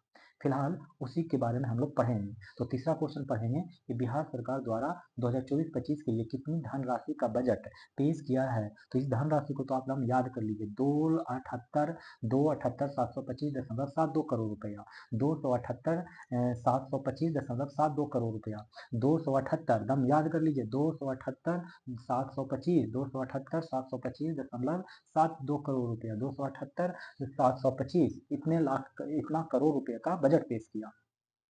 और ये पिछले वर्ष की तुलना में कितना रुपया अधिक है दोस्तों, तो ये अधिक है कि 168,402.32 करोड़ रुपया। एकदम पॉइंट में भी दशमलव में भी याद रखिएगा, क्योंकि कहाँ से सवाल पूछा जाएगा ये किसी को कुछ पता होता नहीं है दोस्तों, हकीकत तो यही है। क्योंकि ये बात तो बीपीएससी को खुद नहीं पता है कि वो लोग क्या पूछने वाले हैं। इसलिए मैं सलाह दूंगा एकदम पूरे डेसिमल में भी डेटा क्या करेंगे, एकदम खड़ाक खड़ाक याद रखेंगे। पूछा जाए कि कितना पिछले वर्ष से कितना तुलना में कितना अधिक है, तो 168 माने 16,840.32 करोड़ रुपया अधिक है पिछले वर्ष से। कितना अधिक है, तो 16,840 करोड़ रुपया अधिक है। बजट कितने का था, तो 2,78,725, 2,78,725। कोई कोई कभी कभी अगर यहाँ पे ये हटा के इतना ऐसे भी लिख सकता है कि 2,78,726 भी लिख सकता है, इतना को हटा के। तो अगर डेसिमल में पूछे तो 5.72 ऐसे करके याद रख लीजिए। ठीक है, याद है तो बोलिए कि हाँ जी याद है। हम लोग आगे बढ़े, याद हुआ डेटा कितना अधिक है, तो ये 16,840 दशमलव 3.32 करोड़ रुपया अधिक है पिछले साल से बजट 16,840। याद हो गया होगा। अब आगे बढ़ते हैं। बिहार बजट 2024-25 का आकार पिछले वर्ष की तुलना में कितना प्रतिशत अधिक है? तो वो है 6.04%। कितना अधिक है? तो 6.04%। बिहार बजट 2024-25 का आकार पिछले वर्ष की तुलना में कितना अधिक है? प्रतिशत अधिक है तो 6.04%। कितना अधिक है? 6.04%। और वित्तीय वर्ष 2024-25 के लिए बिहार का सकल राज्य घरेलू उत्पाद मौजूदा कीमतों पर कितना करोड़ होने का अनुमान है? तो कितना करोड़ होने का अनुमान है? तो इतना करोड़ माने 97,000 97 65 14 97 नंबर की तरह याद रख लीजिए 97 65 14 करोड़ रुपया। ये क्या है? तो सकल राज्य घरेलू उत्पाद मौजूदा कीमतों, इसी को कहा जाता है वर्तमान कीमत। ठीक है, तो वर्तमान कीमत पे बिहार का सकल राज्य घरेलू उत्पाद कितना होने वाला है? तो नंबर की तरह याद करिए 97 65 14 97 65 14 करोड़ रुपया।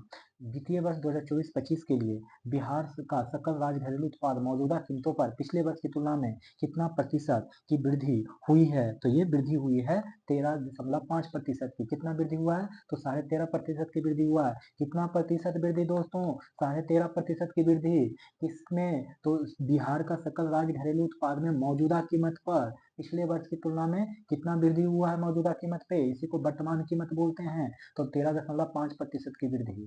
अब पूछ रहा है कि अपने स्रोतों से कर राजस्व के रूप में, किसके रूप में? कर राजस्व के रूप में कितना करोड़ रुपया प्राप्ति होने का अनुमान है? तो वो अनुमान है 5,430 करोड़ रुपया। कितना? 5,430 करोड़ रुपया माने 543,100 करोड़ रुपया। हम फटाफट लिख दीजिए कि 543,100 करोड़ रुपया। 543,100 करोड़ रुपया किसके लिए? तो कर राजस्व के रूप में कितना प्राप्ति होगा? तो कर राजस्व से कितना प्राप्ति होगा? तो 543,000 करोड़ रुपया ये प्राप्त होगा। ठीक है, अब ऐसे करके आप लोग को याद करना ही पड़ेगा, इसका तो कोई दूसरा विकल्प है नहीं। समझ गए?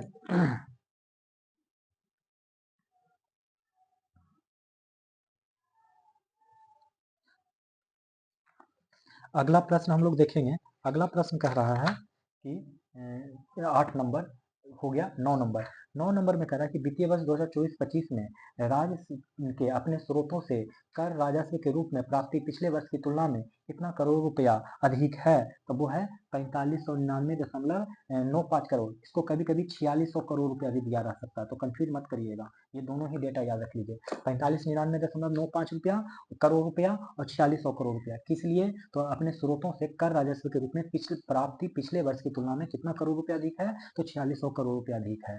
कितना करोड़ रुपया अधिक है दोस्तों? 4600 रुपया करोड़ अधिक है। वित्तीय वर्ष 2024-25 में राज्य के अपने स्रोतों से गैर कर राजस्व के रूप में कितना करोड़ रुपया प्राप्त होने का अनुमान है? तो कितना करोड़ रुपया प्राप्त होने का अनुमान है? तो 65,11.74 करोड़ रुपया। दम याद कर लीजिए कि वित्तीय वर्ष 2024-25 में राज्य के अपने स्रोतों से गैर कर राजस्व के रूप में कितना करोड़ रुपया प्राप्त होने का अनुमान है? तो 65,11.74 करोड़ रुपया। तो गैर कर राजस्व, जो कर राजस्व से नहीं प्राप्त होगा फिर भी पैसा प्राप्त होगा, तो कितना प्राप्त होगा? 65,11.7 करोड़। कितना? 65,11.7 करोड़। कितना? 65,11.7 करोड़, 4 करोड़ रुपया। कितना? 65,11.74 करोड़ रुपया। याद कर लीजिए, भूलिएगा मत, कोई पूछे कहीं से पूछे बता दीजिए।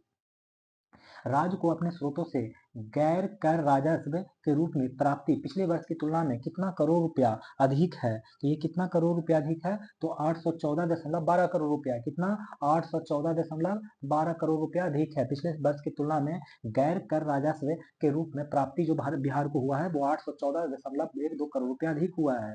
वित्तीय वर्ष 2024-25 के लिए बिहार का कुल राजकोषीय घाटा कितना अनुमानित है? तो वो अनुमानित है दोस्तों 290,95.42 करोड़ रुपया। कितना अनुमानित है? क्या कह रहा है क्वेश्चन कि वित्तीय वर्ष 2024-25 के लिए बिहार का कुल राजकोषीय घाटा कितना अनुमानित है? तो 290,95.42 करोड़ रुपया अनुमानित है। कितना है?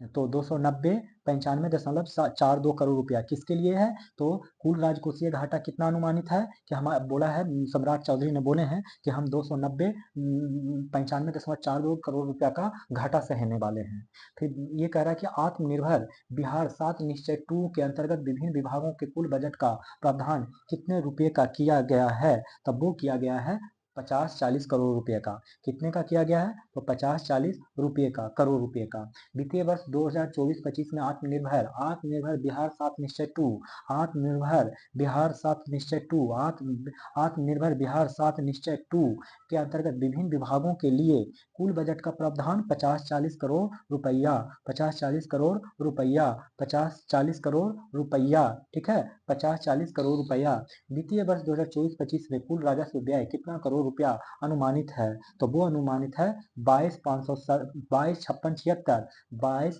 बाईस 56,76.99 करोड़ रुपया। 22 56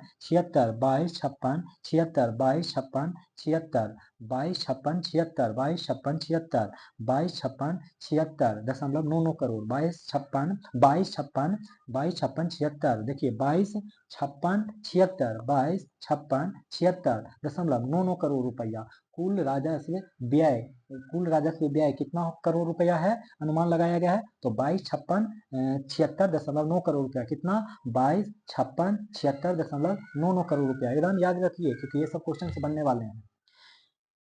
अब देखिए, राजस्व व्यय पिछले वर्ष की तुलना में कितना करोड़ रुपया अधिक है। ये जो राजस्व व्यय खर्च किया जाएगा बिहार सरकार द्वारा, वो पिछले वर्ष की तुलना में कितना अधिक है? तो वो है 17,828.99 करोड़ रुपया। 17,828 17,828 17,828.99 करोड़ रुपया, ये पिछले वर्ष से ज्यादा है।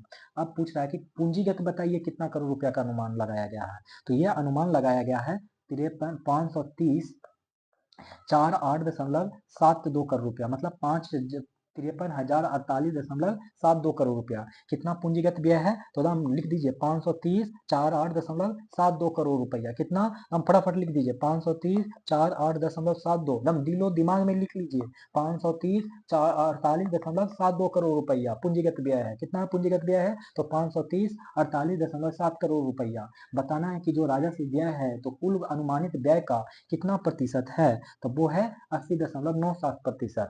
तो राजस्व व्यय का जितना हम लोग राजस्व व्यय करने जा रहे हैं, तो कुल अनुमानित व्यय में कितना, मतलब जो जितना व्यय है उसमें से कितना राजस्व व्यय खर्च करिएगा? तो 80.97 रुपया करिएगा। और इसी से 100 में घटा दीजिए तो कितना हो जाएगा? 19.03%। ये करिएगा पूंजीगत व्यय। पूंजीगत व्यय 19.03%। और राजस्व व्यय कितना? 80.97। राजस्व व्यय 80.97%। अगला, ये वही कह रहा है 19.03। देखिए आ गया। अब कह रहा है कि पूंजीगत व्यय कितना? 19.03%। कितना? 19.03%। अब कह रहा है कुल राजकोषीय घाटा कितना प्रतिशत अनुमानित है। पूछ रहा है कि राजकोषीय घाटा कितना अनुमानित है? 2.98%। 2.98% राजकोषीय घाटा है। राजकोषीय घाटा कितना परसेंट है? 2.98%। राजकोषीय घाटा 2.98%। 2.98% है राजकोषीय घाटा। 2.98% है राजकोषीय घाटा। राजकोषीय घाटा की अधिकतम सीमा कितने प्रतिशत निर्धारित की गई है? राजकोषीय घाटा का अधिकतम प्रतिशत कितना निर्धारित की गई है? 3%। कह रहा है कि 2.9% जी चांस लग रहा है कि घाटा होगा, लेकिन मैक्सिमम हम 3% से जाने नहीं देंगे, ऐसा सम्राट चौधरी ने बोला है। सम्राट चौधरी ने कहा है कि देखिए, हमको लगता है ना कि 2.9% का घाटा होगा, राजकोषीय घाटा, लेकिन आप लोग कंफर्म रहिए कि हम 3% से जाने नहीं होने देंगे। लोक ऋण बिहार के जीएसडीपी का कितना प्रतिशत अनुमानित है? तो वो है 30.51%। लोक ऋण के बारे में पूछ रहा है कि लोक ऋण बिहार के जीडीपी का जीएसडीपी का बिहार के जीएसडीपी का कितना प्रतिशत है? तो 30.51% है। कितना है? 30.51%। अब पूछ रहा है कि 2024-25 के अंत में लोक निर्णय ऋण कितना रहने का अनुमान है। वो परसेंटेज में था, यहाँ पे डेटा में पूछ रहा है। तो वो होगा 297 297,908, 297,908.99 करोड़ कितना। कोई पूछे कि लोक ऋण कितना हो जाएगा तो बताइएगा 297, लिखा नहीं रहा, 297,908.99 करोड़ कितना, 297,908.99 करोड़। फिर से बताइए लोक ऋण कितना होने वाला है बिहार का अंत में, तो 297 होगा, 908 होगा, 297 होगा और 908 होगा, 297 होगा, 908 होगा, 0.99 करोड़ होगा। अब पूछ रहा है कि अन्य दायित्वों के साथ लोक ऋण कितना रहने का अनुमान है, माने कुछ अन्य दायित्व भी होगा बिहार सरकार का और उसके साथ साथ लोक ऋण भी होगा, वो मिला दीजिए दोनों को तो कितना होगा, तब वो होगा 348, 370, 348, 370.45 करोड़, 348, 370.45 करोड़ होगा। आन दायित्व और लोक ऋण मिला के, आन दायित्व और लोक ऋण मिला के 348 और 370.45 करोड़ होगा। ठीक है, 24 नंबर।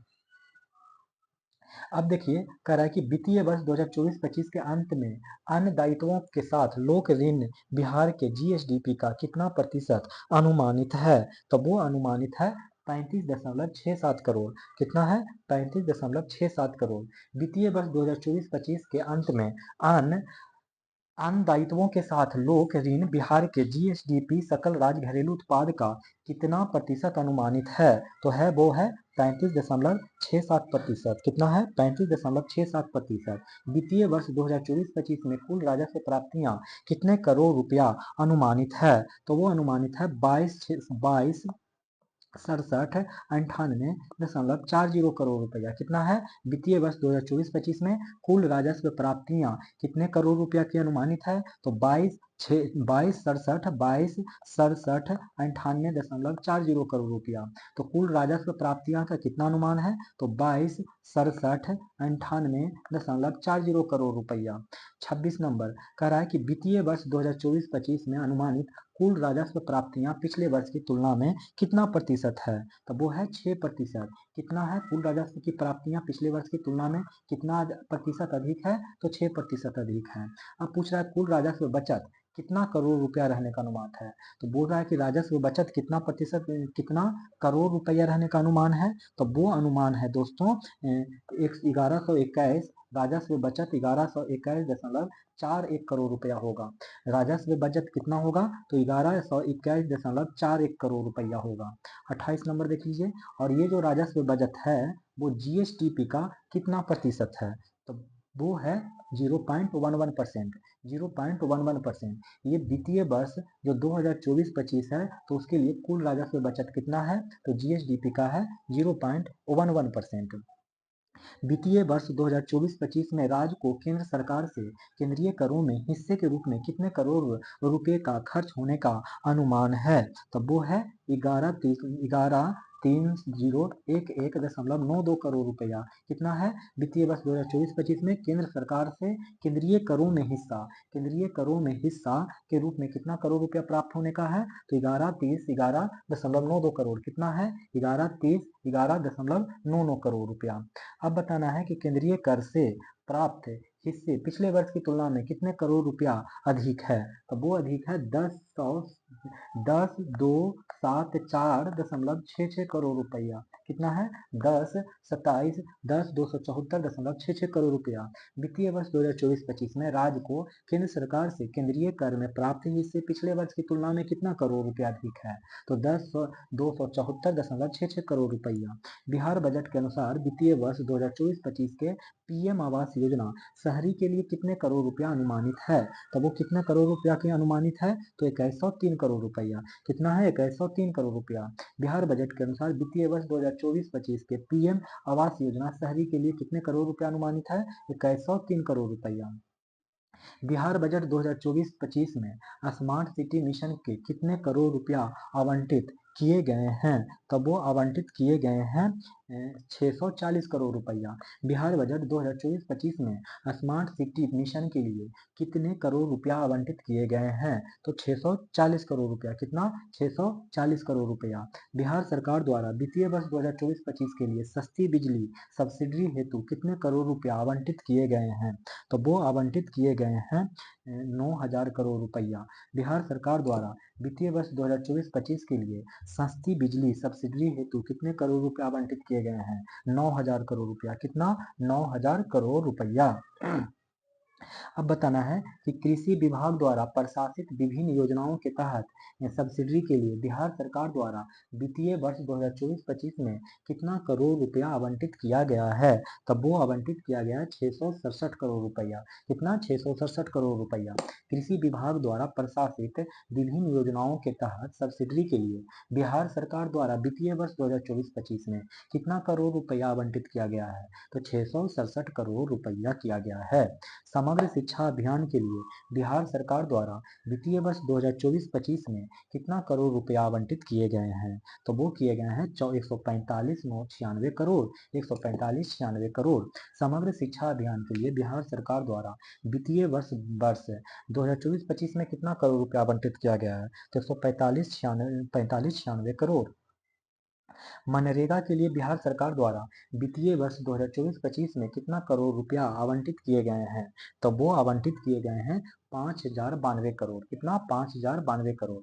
मनरेगा के लिए बिहार सरकार द्वारा वित्तीय वर्ष 2024-25 में कितना करोड़ रुपया आवंटित किए गए हैं? तो 5,092 करोड़। कितना? 5,092 करोड़। फिर राष्ट्रीय स्वास्थ्य मिशन के लिए बिहार सरकार द्वारा वित्तीय वर्ष 2024-25 में कितने रुपये आवंटित किए गए हैं? तो वो आवंटित किए गए हैं 3,620 करोड़ रुपया। राष्ट्रीय स्वास्थ्य मिशन के लिए बिहार सरकार द्वारा वित्तीय वर्ष 2024-25 में कितने रुपये आवंटित किए गए हैं? 3,620 करोड़ रुपया। देखेंगे अगला प्रश्न। 2024-25 के वित्तीय वर्ष में बिहार राज्य को केंद्र सरकार से अनुदान सहायक अनुदान के रूप में कितना करोड़ रुपये प्राप्त होने का अनुमान है? तो वो अनुमान है दोस्तों 160.62 करोड़ रुपया। कितना? 521.60 यानी 5,2160.62 करोड़ रुपया। किसके लिए? तो केंद्र सरकार से सहायक अनुदान के रूप में कितना करोड़ रुपया प्राप्त होने का अनुमान है? तो 521.60 करोड़ रुपया। वित्तीय वर्ष 2024-25 बिहार राज्य को केंद्र सरकार से सहायक अनुदान के रूप में प्राप्त होने वाली राशि पिछले वर्ष से कितना करोड़ रुपये कम है? तो वो 121 माने 1217.30 करोड़ कम है। कितना? 1217.30 करोड़ रुपया क्या है? कम है। 1217.30 करोड़ रुपया क्या है? कम है। बिहार बजट 2024-25 के अनुसार कुल राजस्व प्राप्ति में सर्वाधिक हिस्सा निम्नलिखित में से किसका है? तो वो हिस्सा है कि केंद्रीय करों में राज्य का हिस्सा है। बिहार बजट 2024-25 के अनुसार कुल राजस्व प्राप्ति में सर्वाधिक हिस्सा किसका है? तो केंद्रीय करों में राज्य का हिस्सा है। बिहार बजट के अनुसार वित्तीय वर्ष 2024-25 में विकासात्मक व्यय कुल कितना करोड़ रुपया अनुमानित है? तो वो है 1768 करोड़ रुपया। कितना है? बिहार बजट के अनुसार वित्तीय वर्ष 2024-25 में विकासात्मक व्यय कुल कितना करोड़ रुपया अनुमानित है? तो 1768.62 करोड़ रुपया। 1768.62 करोड़ रुपया। बिहार बजट के अनुसार वित्तीय वर्ष 2024-25 में गैर विकासात्मक व्यय कुल कितना करोड़ रुपया अनुमानित है? गैर विकासात्मक तो वो है 101,859.30। कितना है? तो 101,859.30 करोड़ रुपया गैर विकासात्मक व्यय पर खर्च है। बिहार बजट के अनुसार विकासात्मक व्यय कुल अनुमानित व्यय कितना प्रतिशत है? तो वो प्रतिशत है दोस्तों 63.46%। कितना है? 63.46%। बिहार बजट के अनुसार वित्तीय वर्ष 2024-25 में विकासात्मक व्यय कुल कितना अनुमानित व्यय है? तो 63.46%। बोल रहा है कि बिहार बजट 2024-25 में गैर विकासात्मक व्यय कुल कितना प्रतिशत है। गैर विकासात्मक व्यय कुल कितना प्रतिशत है, तब वो प्रतिशत है 36.54%। कितना? 36.54%। ये सब डेटा आप लोग को याद रखना होगा। गैर विकासात्मक व्यय कुल कितना अनुमानित है? गैर विकासात्मक व्यय कुल कितना अनुमानित है? 36.54%। अब देखिए ये कह रहा है 45 नंबर का भारी भरकम सवाल। 45 नंबर में कह रहा है कि बिहार बजट राज्य सरकार द्वारा कई प्राथमिकताएं निर्धारित की गई है। निम्नलिखित में से कौन सी प्राथमिकताएं शामिल है? तो वो शामिल है सारे के सारे। इसमें सारे के सारे प्राथमिकताएं हैं। कह रहा है कि टोटल 8 प्राथमिकताएं को शामिल किया गया है बिहार बजट में। ये आठों आपको याद रखना होगा। देखिए कैसे याद होता है, कुछ कोशिश करिए। ये कह रहा है नियुक्ति एवं रोजगार। देखिए नियुक्ति रोजगार हम लोग को कितना अच्छे से मिल रहा है। बीपीएससी में 2000, टीचर में इतनी वैकेंसी, दरोगा में भी आने ही वाला है। सब अभी पाइपलाइन में, स्वास्थ्य के सेक्टर में भी आने वाला है। तो नियुक्ति और रोजगार। महिला सशक्तिकरण, आप लोग बताइए, महिलाएं लोग, आप लोग को सशक्त करने के लिए बिहार सरकार कोई काम कर रही है कि नहीं? सशक्त आप लोग बताइए। आप झूठ मत बोलिएगा, आपके लिए बहुत सारा कार्य किया जा रहा है। आप ही लोगों की वजह से बताइए हम मर्दों को शराब पीने नहीं दिया जा रहा है। वैसे बता दूं मैं शराब नहीं पीता।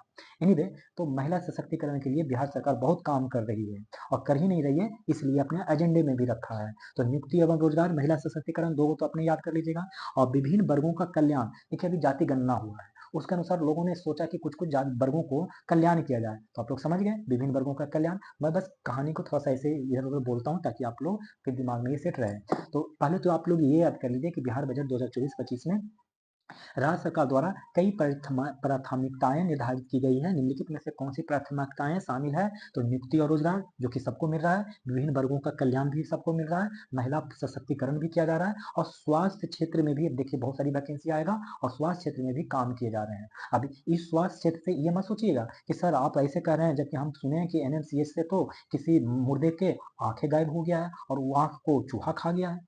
तो जोड़ लीजिए ना, इसी कहानी से जोड़ के जोड़ लीजिए कि अच्छा स्वास्थ्य में भी कोई माने सम्राट चौधरी ने सोचा कि अच्छा आंखें गायब होने वाला है अक्टूबर नवंबर के महीने में, एक काम करते हैं इससे भी कुछ पॉलिसी बना देते हैं।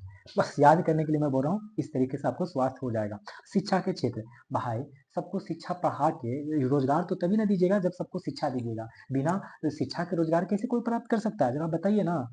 अच्छा, सब लोग सब शिक्षा में आ ही जाइएगा, सबको पढ़ने में मन लगता है? आप सच सच बताइए, सबको आपको पढ़ने में मन लगता है?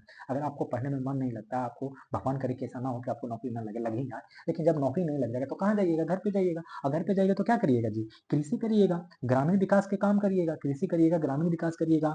फिर इसीलिए बिहार सरकार सोच रहा है कि खाली कृषि पे ज्यादा बोझ बढ़ाने से अच्छा है कुछ इंडस्ट्री भी खोल दिया जाए, इसमें लोग मजदूर बन के काम करें। क्यों लुधियाना पंजाब जाएंगे अपनी बीवी बच्चों को छोड़ के?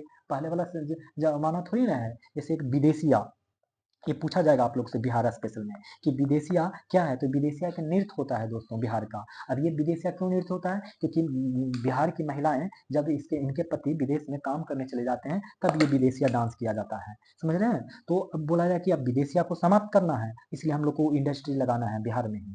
अब भाई ये तो हर जगह होगा। पर्यावरण का संरक्षण एवं हरित विकास आपको सब करना होगा। समझ गए ना?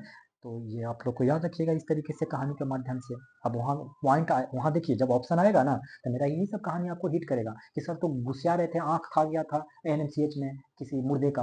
तो स्वास्थ्य जोड़ लीजिएगा, क्योंकि अगर स्वास्थ्य सही रहता तो आंख तो गायब नहीं होता। तो आप लोग ऐसे जोड़ लीजिएगा। फिर सोचा अच्छा पर्यावरण, पर्यावरण तो जरूरी है, सब दुनिया हर चीज में पर्यावरण है, आपके सब्जेक्ट में भी पर्यावरण जरूरी है ना? तो पर्यावरण जोड़ लीजिएगा। और फिर सोचिएगा अच्छा रोजगार तो तभी ना मिलेगा जब शिक्षा प्राप्त होगा, ऐसे जोड़ लीजिएगा। फिर सोचिएगा लोग कृषि में भी जाना होगा, जब जो लोग को नौकरी नहीं लगेगा वो कहाँ जाएगा? कृषि में जाएगा। और जब कृषि में कितना बोझ बढ़ाइएगा, तो उसके लिए इंडस्ट्री चाहिए ना, तो उद्योग संवर्धन। तो इस तरीके से देखा जाए, और महिला सशक्तिकरण तो जानबे करते हैं। तो ये देखा जाए तो ऐसे आपको बहुत सारा याद हो जाता है, नहीं याद हो जाता है? अब विभिन्न वर्गों का कल्याण तो करना ही है, ठीक है? तो आप लोग ऐसे याद कर लीजिए, तो सब तो ऐसे ही हो गया याद। अब बताना है 46 में कि स्कीम का कुल बजट, वार्षिक स्कीम का कुल बजट अनुमान कितना करोड़ रुपया है? तो अनुमान कितना करोड़ रुपया है?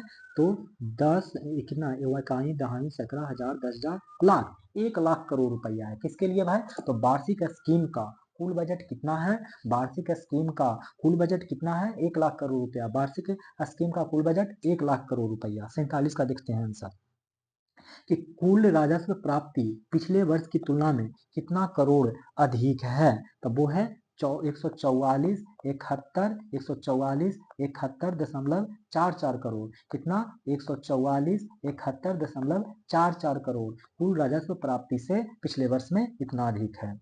बिहार सरकार द्वारा स्कीम मद से किस विभाग को सर्वाधिक बजटीय आवंटन है? स्कीम मद से किस विभाग को सर्वाधिक बजटीय आवंटन करेगा बिहार सरकार? तो शिक्षा विभाग को सबसे ज्यादा बजट मिलेगा। शिक्षा स्कीम मद से शिक्षा विभाग को सबसे ज्यादा बजट मिलेगा।